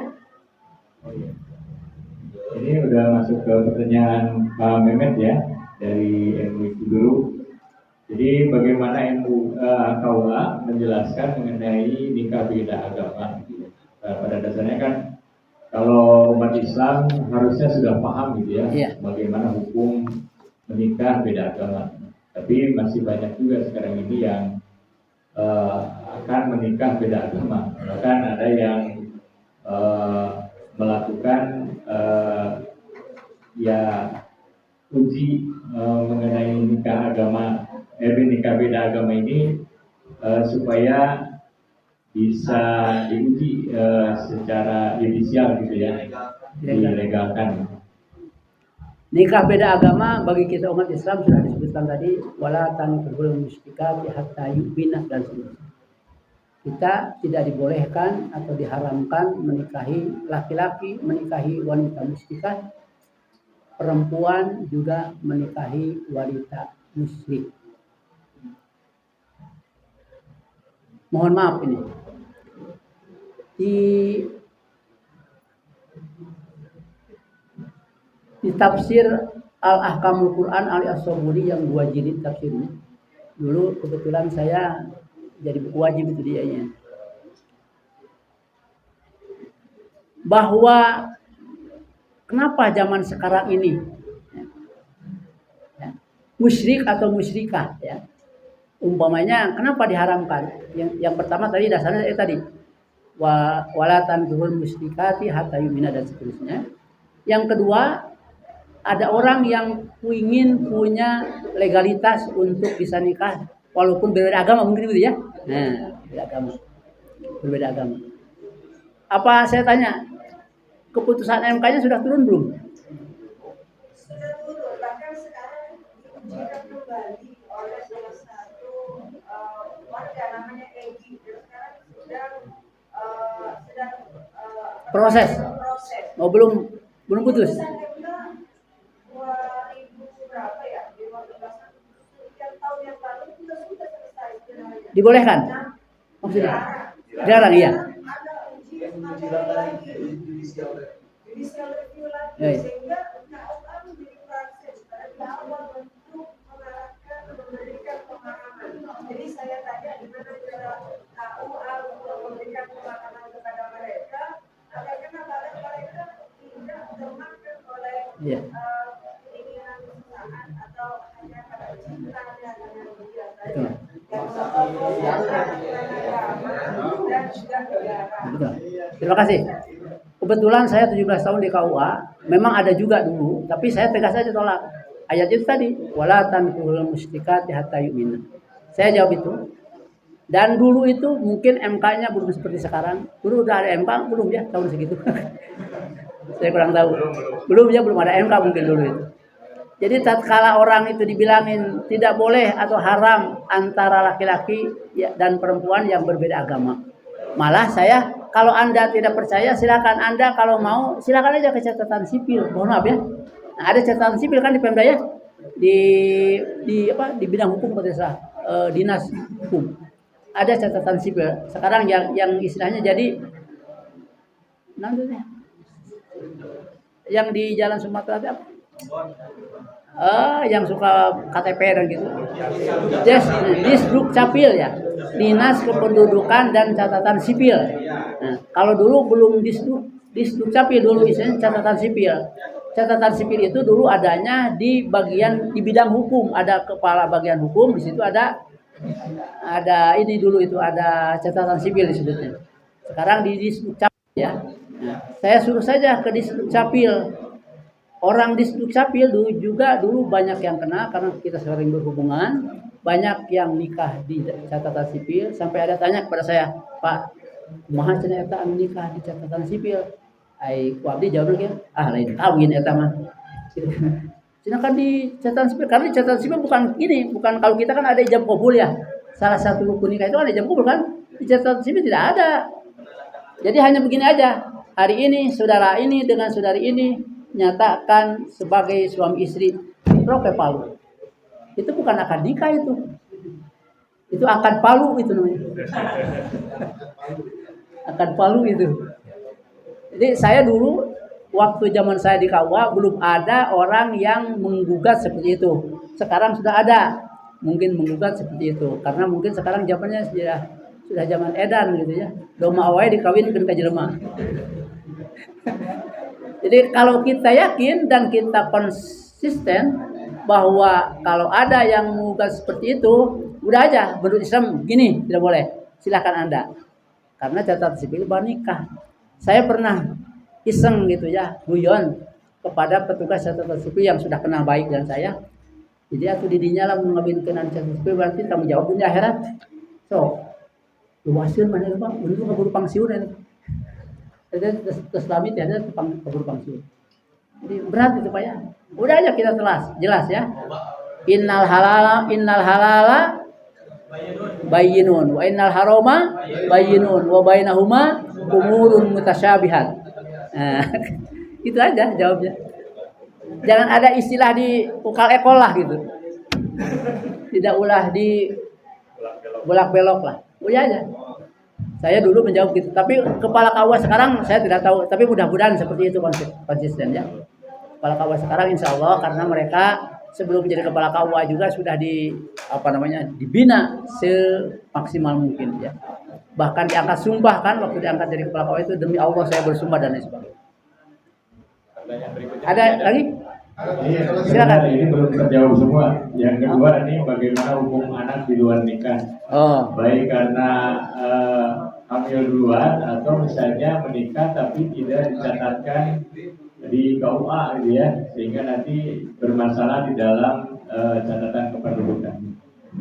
istilah anak lahir di luar nikah, yang tepatnya itu anak lahir di luar rahim. Anak lahir di luar rahim. Sama kan? Walaupun tidak nikah tapi dia karena mengadakan hubungan yang dilarang, tetap aja anaknya di luar nikah sebutnya ya. Anak yang di luar nikah itu juga tidak boleh dinikahkan oleh bapak yang menghamilinya. Apa dinikah atau tidak? Umpamanya dia lahir, umpamanya dia nikah, tapi sudah berisi, gue ya, maaf, sudah berisi. Begitu nikah dia, sahkan nikahnya, anaknya nanti lahir. Biasanya KUA suka begini, coba lihat buku nikahnya, coba lihat akte kelahiran anaknya. Saya waktu di KUA Buah Batu, di Buah Batu Ciwasa, ada yang menikahkan anaknya. Saya minta, karena anak pertama biasanya itu, kalau anak pertama perempuan, seseorang punya anak pertama perempuan mau menikahkan, biasanya kawan minta bapak buku nikah bapak, yang kedua minta bukti kelahiran anaknya, akte kelahirannya. Setelah saya buka, anaknya itu lahir itu kalau diperkirakan anak itu lahir nanti setelah nikah, baru usia 6 bulan anaknya. Jadi dia 3 bulan sebelumnya sudah ada di perut ibunya, baru mau nikah. Bingung abdi Pak. Si bapak kekeh hayang ngawalian. Kan untuk mau bedog abdi. Mun mau bedog abdi sieun. Begini Pak, bapaknya ahli ke putra. Bapak sayang pada anak. Sayang Pak. Dunia akhirat, iya dunia akhirat. Tidak Pak, anak abdi ngalira gitu. Kepada bapak, kalau bapak sayang kepada anak dunia akhirat, mohon maaf. Saya ingin memberitahu kepada bapak, ternyata anak bapak itu janinnya sudah ada 3 bulan sebelum anak bapak mau dinikahkan. Bapak tidak berhak menjadi wali nikah. Bapak tidak berhak menjadi wali nikah. Nanti untuk anaknya orang ini yang keluar.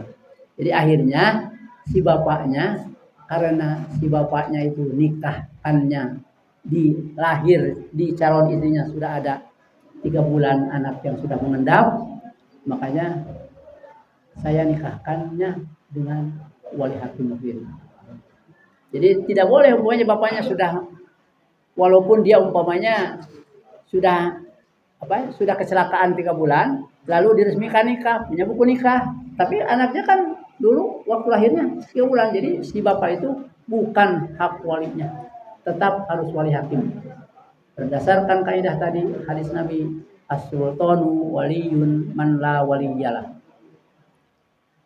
Jadi yang namanya anak di luar nikah tetap aja bila anaknya itu perempuan, karena kalau anaknya laki-laki tidak harus diwalian kan. Kalau anak perempuan pasti tatkala dia nikah, anak yang di luar nikah itu tentu harus walinya kembali kepada wali hakim. Cukup? Oh itu dulu. Silakan. Sesi kedua ya. Itu yang duluan. Saya tidak bertanya nih. Mau klarifikasi ini, mengklarifikasi ya, menanggapi. Oh, kenapa?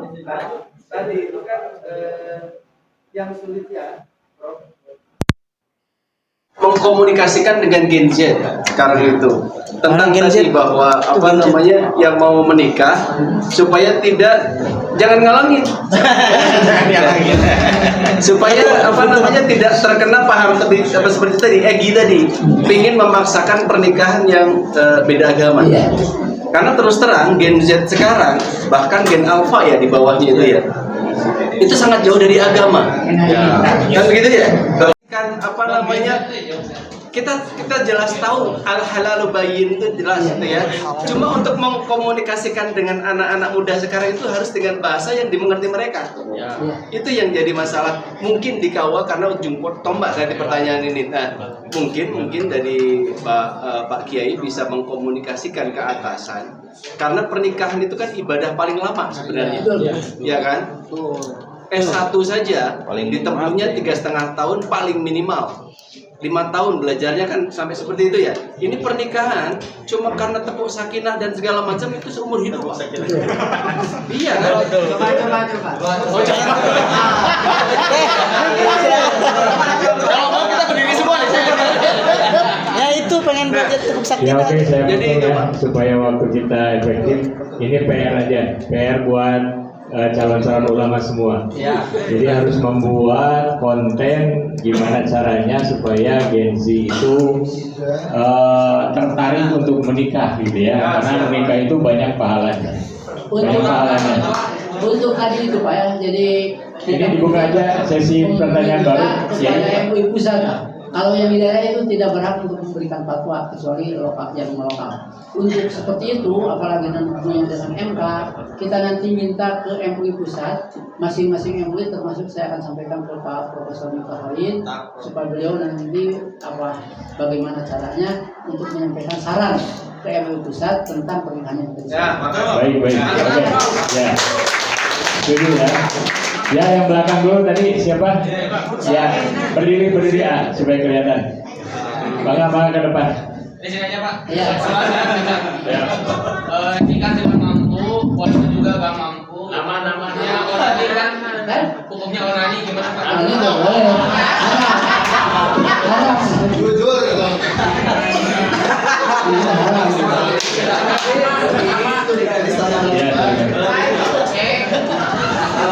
Saya pengen klarifikasi ya tadi dari Bapak mencontohkan tadi masalah yang menikahkan tadi yang lahir usia namanya 6 bulan. Itu kan dalam kitab-kitab itu bayi akan dikatakan sendiri. Wanita yang mengandung itu minimal kelahiran dikatakan bisa sempurna itu 6 bulan. Jadi kan umumnya memang 9 bulan ya, 9 bulan. Tapi dalam kitab-kitab fikih itu bayi akan lahir sempurna paling tidak 6 bulan dalam kandungan. Maka kemudian misalkan dalam proses Bapak tadi, kalau kemudian langsung diarahkan ke ini kali dibuatkan, menurut saya kurang pas. Karena dalam kitab-kitab itu minimal kandungan itu 6 bulan bisa lahir dengan sempurna. Terima kasih. Memang itu ada perbedaan ya Pak. Mohon maaf ini fikih Pak. Mohon maaf Pak. Yang saya temukan dan selama saya alami itu ada perbedaan pendapat. Ada khilafiyah di para ulama. Ada yang mengatakan di luar yang 6 bulan sudah sempurna ya. Sempurna. Nah, di bawah 6 bulan itu belum sempurna artinya. Jadi walaupun tapi kalau tidak salah saya baca di Bulughul Maram itu betul di sana juga ada tafsir dari hadis itu ada berbeda pendapat Pak. Ada yang menyebutkan 6 bulan sudah sempurna dan ada yang menyatakan 6 bulan itu di bawah 6 bulan sudah sempurna. Itu sebetulnya silakan karena ada dua pendapat Pak. Itu masalah fikih. Karena punya masing-masing punya alasan. Seperti gini ada di sini kalau tidak salah ada hadis. Kalau tidak salah ini ada hadis. Saya ambil gini lah hadisnya ada itu kalau tidak salah di Al-Ahkam Imam Al-Sabuni itu tafsir ayatul Ahkam itu ada kalau tidak salah. Di situ ada Sayyidina Ali kalau tidak salah sahabat apa saya namanya ada sebutnya di sini tapi carinya susah. Bagaimana mungkin katanya orang itu mengharamkan kepada sesuatu yang sudah dihalalkan. Contoh seperti ini. Ada seseorang punya kebun buah, lalu si buahnya jatuh sendiri. Ada yang mengambil, lalu si yang mengambil buah itu datang kepada orang yang punya tangkap buah, kebun buah. Bapak, buah bapak ini tadi jatuh, saya ambil.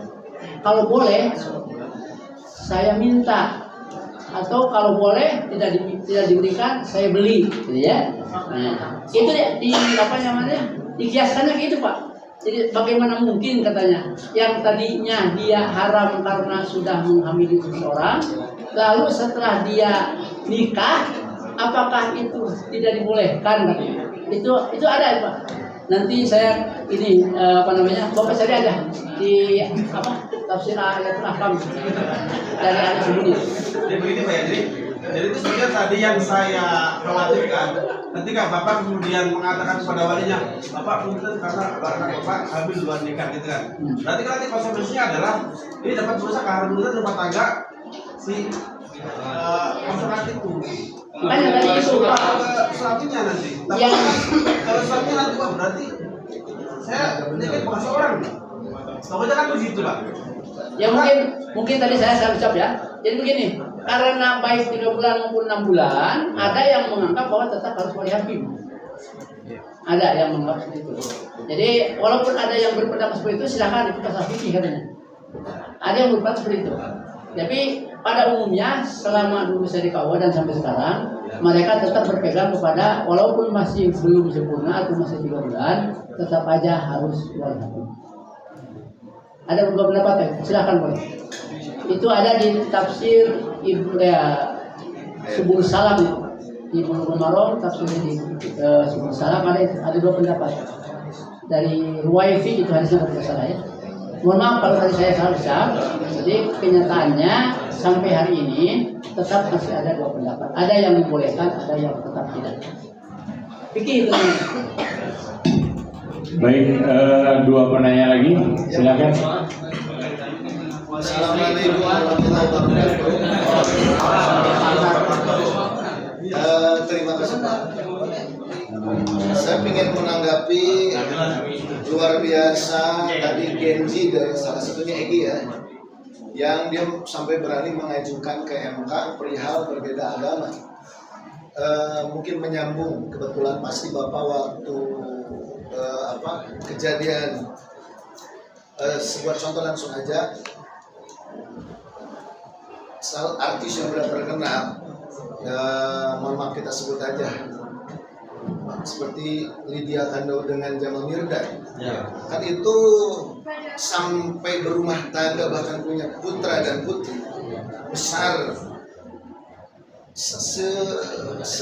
Kementerian Agama atau Bapak di KUA sejauh mana menanggapi seperti dinormalisasi aja biasa aja, karena yang rumah tangga mungkin yang merasakan Mirdad, Lydia Kandou dan berputra putri sampai besar, peran MUI pasti udah jelas haram. Karena tadi dengan dalil yang Bapak sampaikan, tapi sejauh mana ketika sudah mengharamkan, ternyata yang diharamkan enjoy aja, ibaratnya di rumah tangganya dia romantis aja, bahkan mimpinya putra putri besar. Apakah cukup disampaikan di situ? Apakah mungkin dikasih surat atau mungkin dikasih maklumat atau selebihnya bahasa Sundana mah beda nggak diomongan dia dikasih cuma salira? Apakah hanya sampai seperti itu? Nah, yang kedua Pak, berhubungan dengan tadi pernikahan yang di luar nikah, kan ada 2 konteks. Konteks yang pertama mutlak ini laki dan perempuan yang tidak nikah dulu, yang tadi beli cendol di Kalapan, gunda-gunda gendol, itu jelas Pak.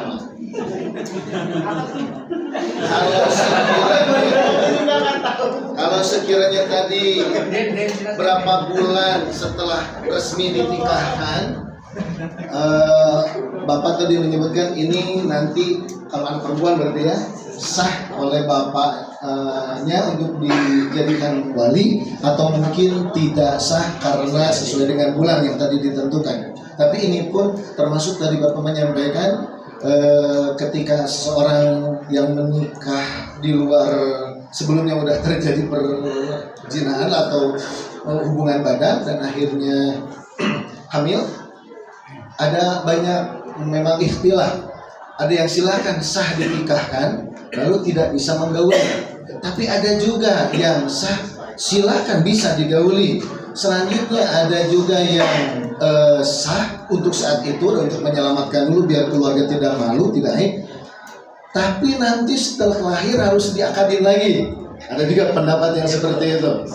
Nah, Bapak menyambung kepada yang anggaplah kalau di luar nikah jelas ini dosanya. Tapi ini mohon maaf yang disebut sir, karena tadinya ditunggu pernikahan sirinya itu penjelasan Bapak. Ini mesah. Jadi ibaratnya ada wali, ada saksi, lengkap lah. Pokoknya ini cuman tidak tercatat oleh Kementerian Agama karena berbagai faktor. Karena ingin menyampaikan izin dulu ke istri pertama, pasti ini wajah-wajah menakutkan. Salah, wajah-wajah yang takut untuk dilakukan oleh istri. Maka ketika mohon maaf, minta izin dulu atau maaf kemudian? Minta maaf kemudian, pada nikah. Nah maka Bapak minta penjelasannya bahwa sesungguhnya ketika menurut Kementerian Agama siri itu karena tidak ada catatan di Kementerian Agama, atau mungkin siri itu karena menikah di luar nikah dulu, tidak nikah yang mutlak, tidak nikah. Nah, yang mungkin disimpulkannya yang tadi, biar pas gitu. Yang pertama itu bisa ya, bisa memahami. Mungkin demikian. Assalamualaikum warahmatullahi wabarakatuh. Tentang nikah siri gitu ya. Tadi sini. Nikah siri dalam bahasa Arab mempunyai arti rahasia, diam-diam atau sembunyi. Kata jamaknya adalah asrorun. Diterima dari Abu Jubair Al-Makki bahwa kepada Umar bin Khattab disampaikan berita tentang suatu perkawinan yang tidak ada saksinya kecuali seorang laki-laki dan seorang perempuan yang tadi saya sampaikan ya. Umar menyatakan hada nikahus sirri wala ajizuhu walau kunta taqaddamtu la rajamtu. Nah, ini namanya kawin sembunyi dan tidak diperbolehkan, dan seandainya saya bertindak saya akan menjalankan hukum rajam.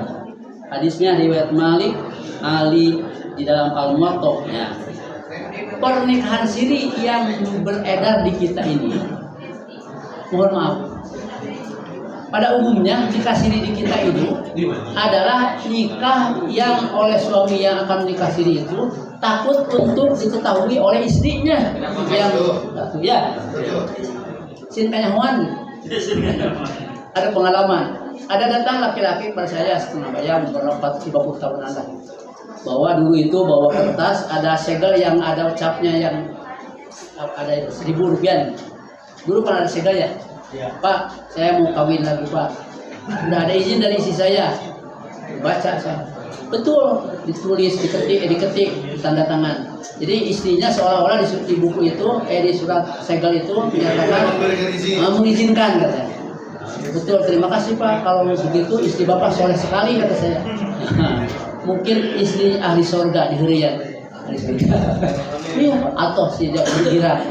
Tapi saya sebagai petugas pencatat di KUA belum hanya percaya kepada segel yang Bapak bawa saja. Mungkin besok Bapak kesini datang lagi dengan istri Bapak. Saya mau ngobrol dengan istri Bapak. Apakah ini tanda tangan ibu betul? Atau mungkin Bapak lagi istri Bapak lagi tidur lalu bawa pulpen ya mau bisa Pak. Menjempol bisa Pak. Pertama ada Pak ngamuk kami. Bapak tuh percaya sama kami. Saya tuh percaya apa ada istri Bapak. Jadi istri Bapak berarti disuruhkan buktina gitu. Akhirnya rada iya kami. Rada marah gitu. Antepnya si kami teh. Ayang kawin manehanana tetep mau kawin. Akhirnya Bapak besok bertemu saya saja. Kalau sudah 3 hari Bapak tidak kesini lagi berarti batal apa yang Bapak usulkan pada saya. Gitu. Tapi kayaknya Bapak jadi.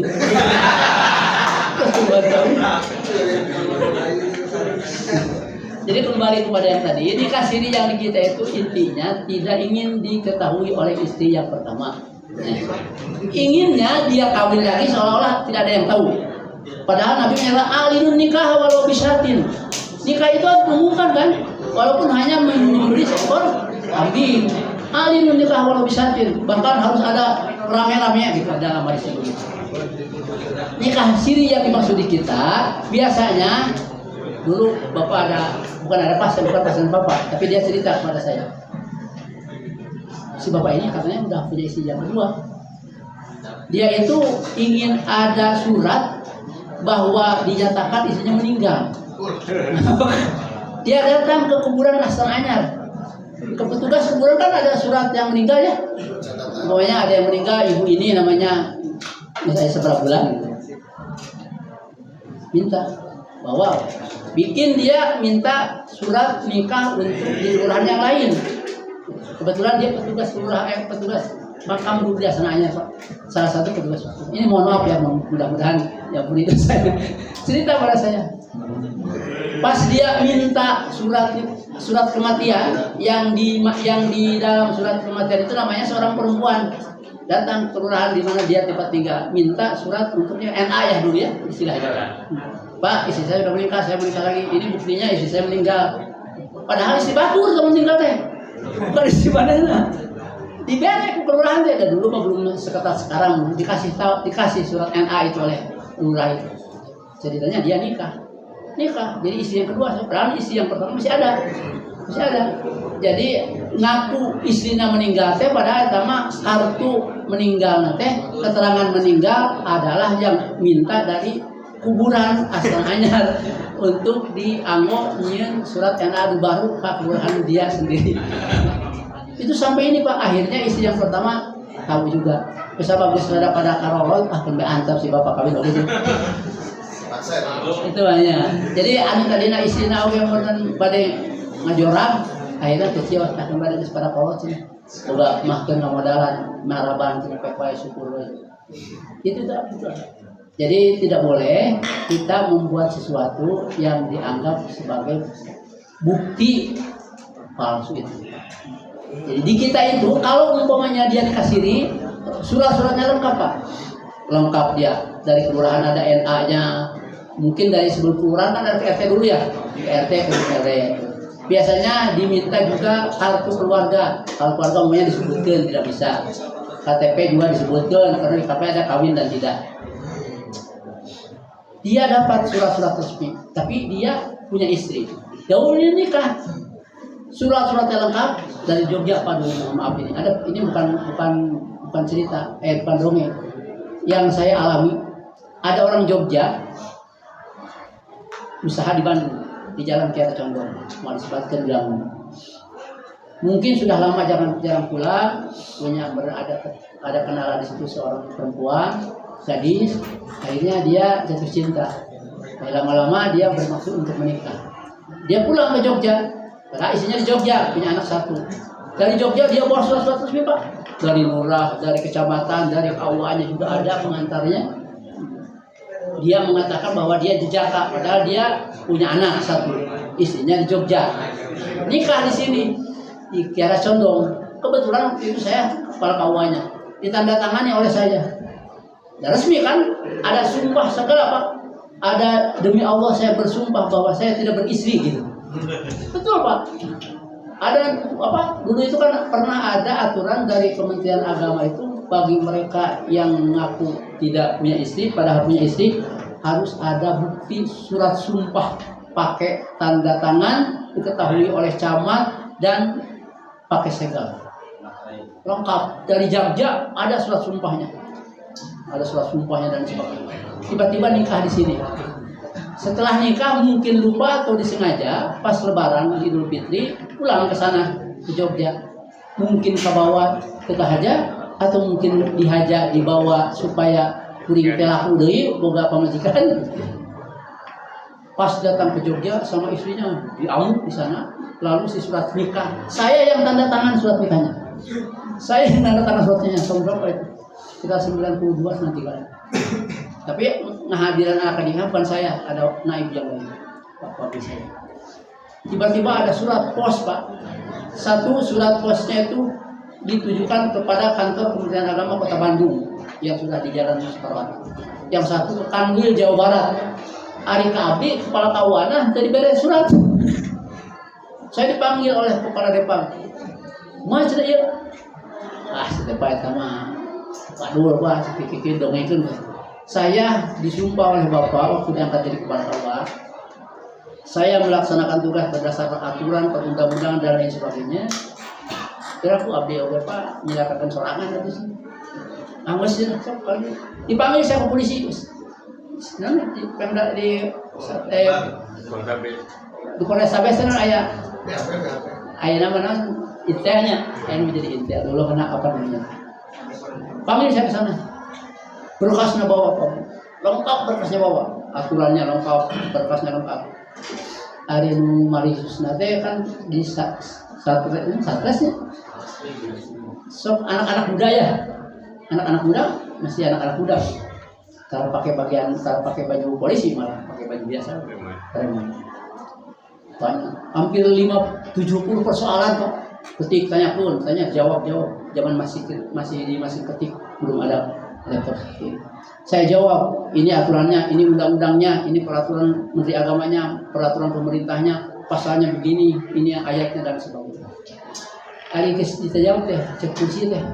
Nah, dari bapak masihnya berarti untuk menyalahi aturan. Nyamang, mau polisi teh. Cek polisi teh kaki. Abi lapor ke Depang, lapor ke Kanwil. Kanwil teh jadi untuk menyalahi aturan, sudah memenuhi ketentuan dan perundang-undangan. Polisi teh, kumaha itu Pak? Manganya ke bapak polisi enak. Sekali-kali ke bapak sintruk cinta. Kali-kali bapak sintruk menyari ke bangsa bapak tengelan, bangsa itu. Ieu ke man ngabangsa Pak sarua, maling kebohongan. Nah, akhirnya setelah itu alhamdulillah saya aman. Setelah saya berusia 2 tahun Pak, saya masih aktif di Depang, dipindahkan ke pengawas ke pengisoran. Ada surat dari mana sudah? Dari kecamatan dari Polres Sabes, Polsek yang sekarang di Ujung Berung kenal, dulu mah Polresta ya, sekarang jadi Polsekta ya. Nah, hari Jumat dipanggil saya dengan kepala KUA Cileunyi kalau tidak salah, teman juga. Pas saya datang ke sana jam 8 kurang, sudah ada kepala KUA Cileunyi semua bawa berkas segini. Kalau saya tidak bawa berkas apa-apa, bawa peraturan tentang itu mah legalisasi surat Pak, legalisir surat. Ada orang Bandung yang jadi pegawai di kedutaan besar di Singapura, sudah lama istrinya di Bandung, di sini di Martawi Raya malah sekomplek dengan saya, tapi saya tidak kenal gitu. Dia kerja di sana. Nampaknya ketemu dengan orang Bandung yang ada di Singapura, entah dari mana itu asalnya. Janda, nikah dia dengan di sana. Dinikahkannya oleh petugas kedutaan di Singapura, karena tiap kedutaan ada petugas-petugas yang Islam dan yang lain. Surat nikahnya lengkap, ada nikahnya.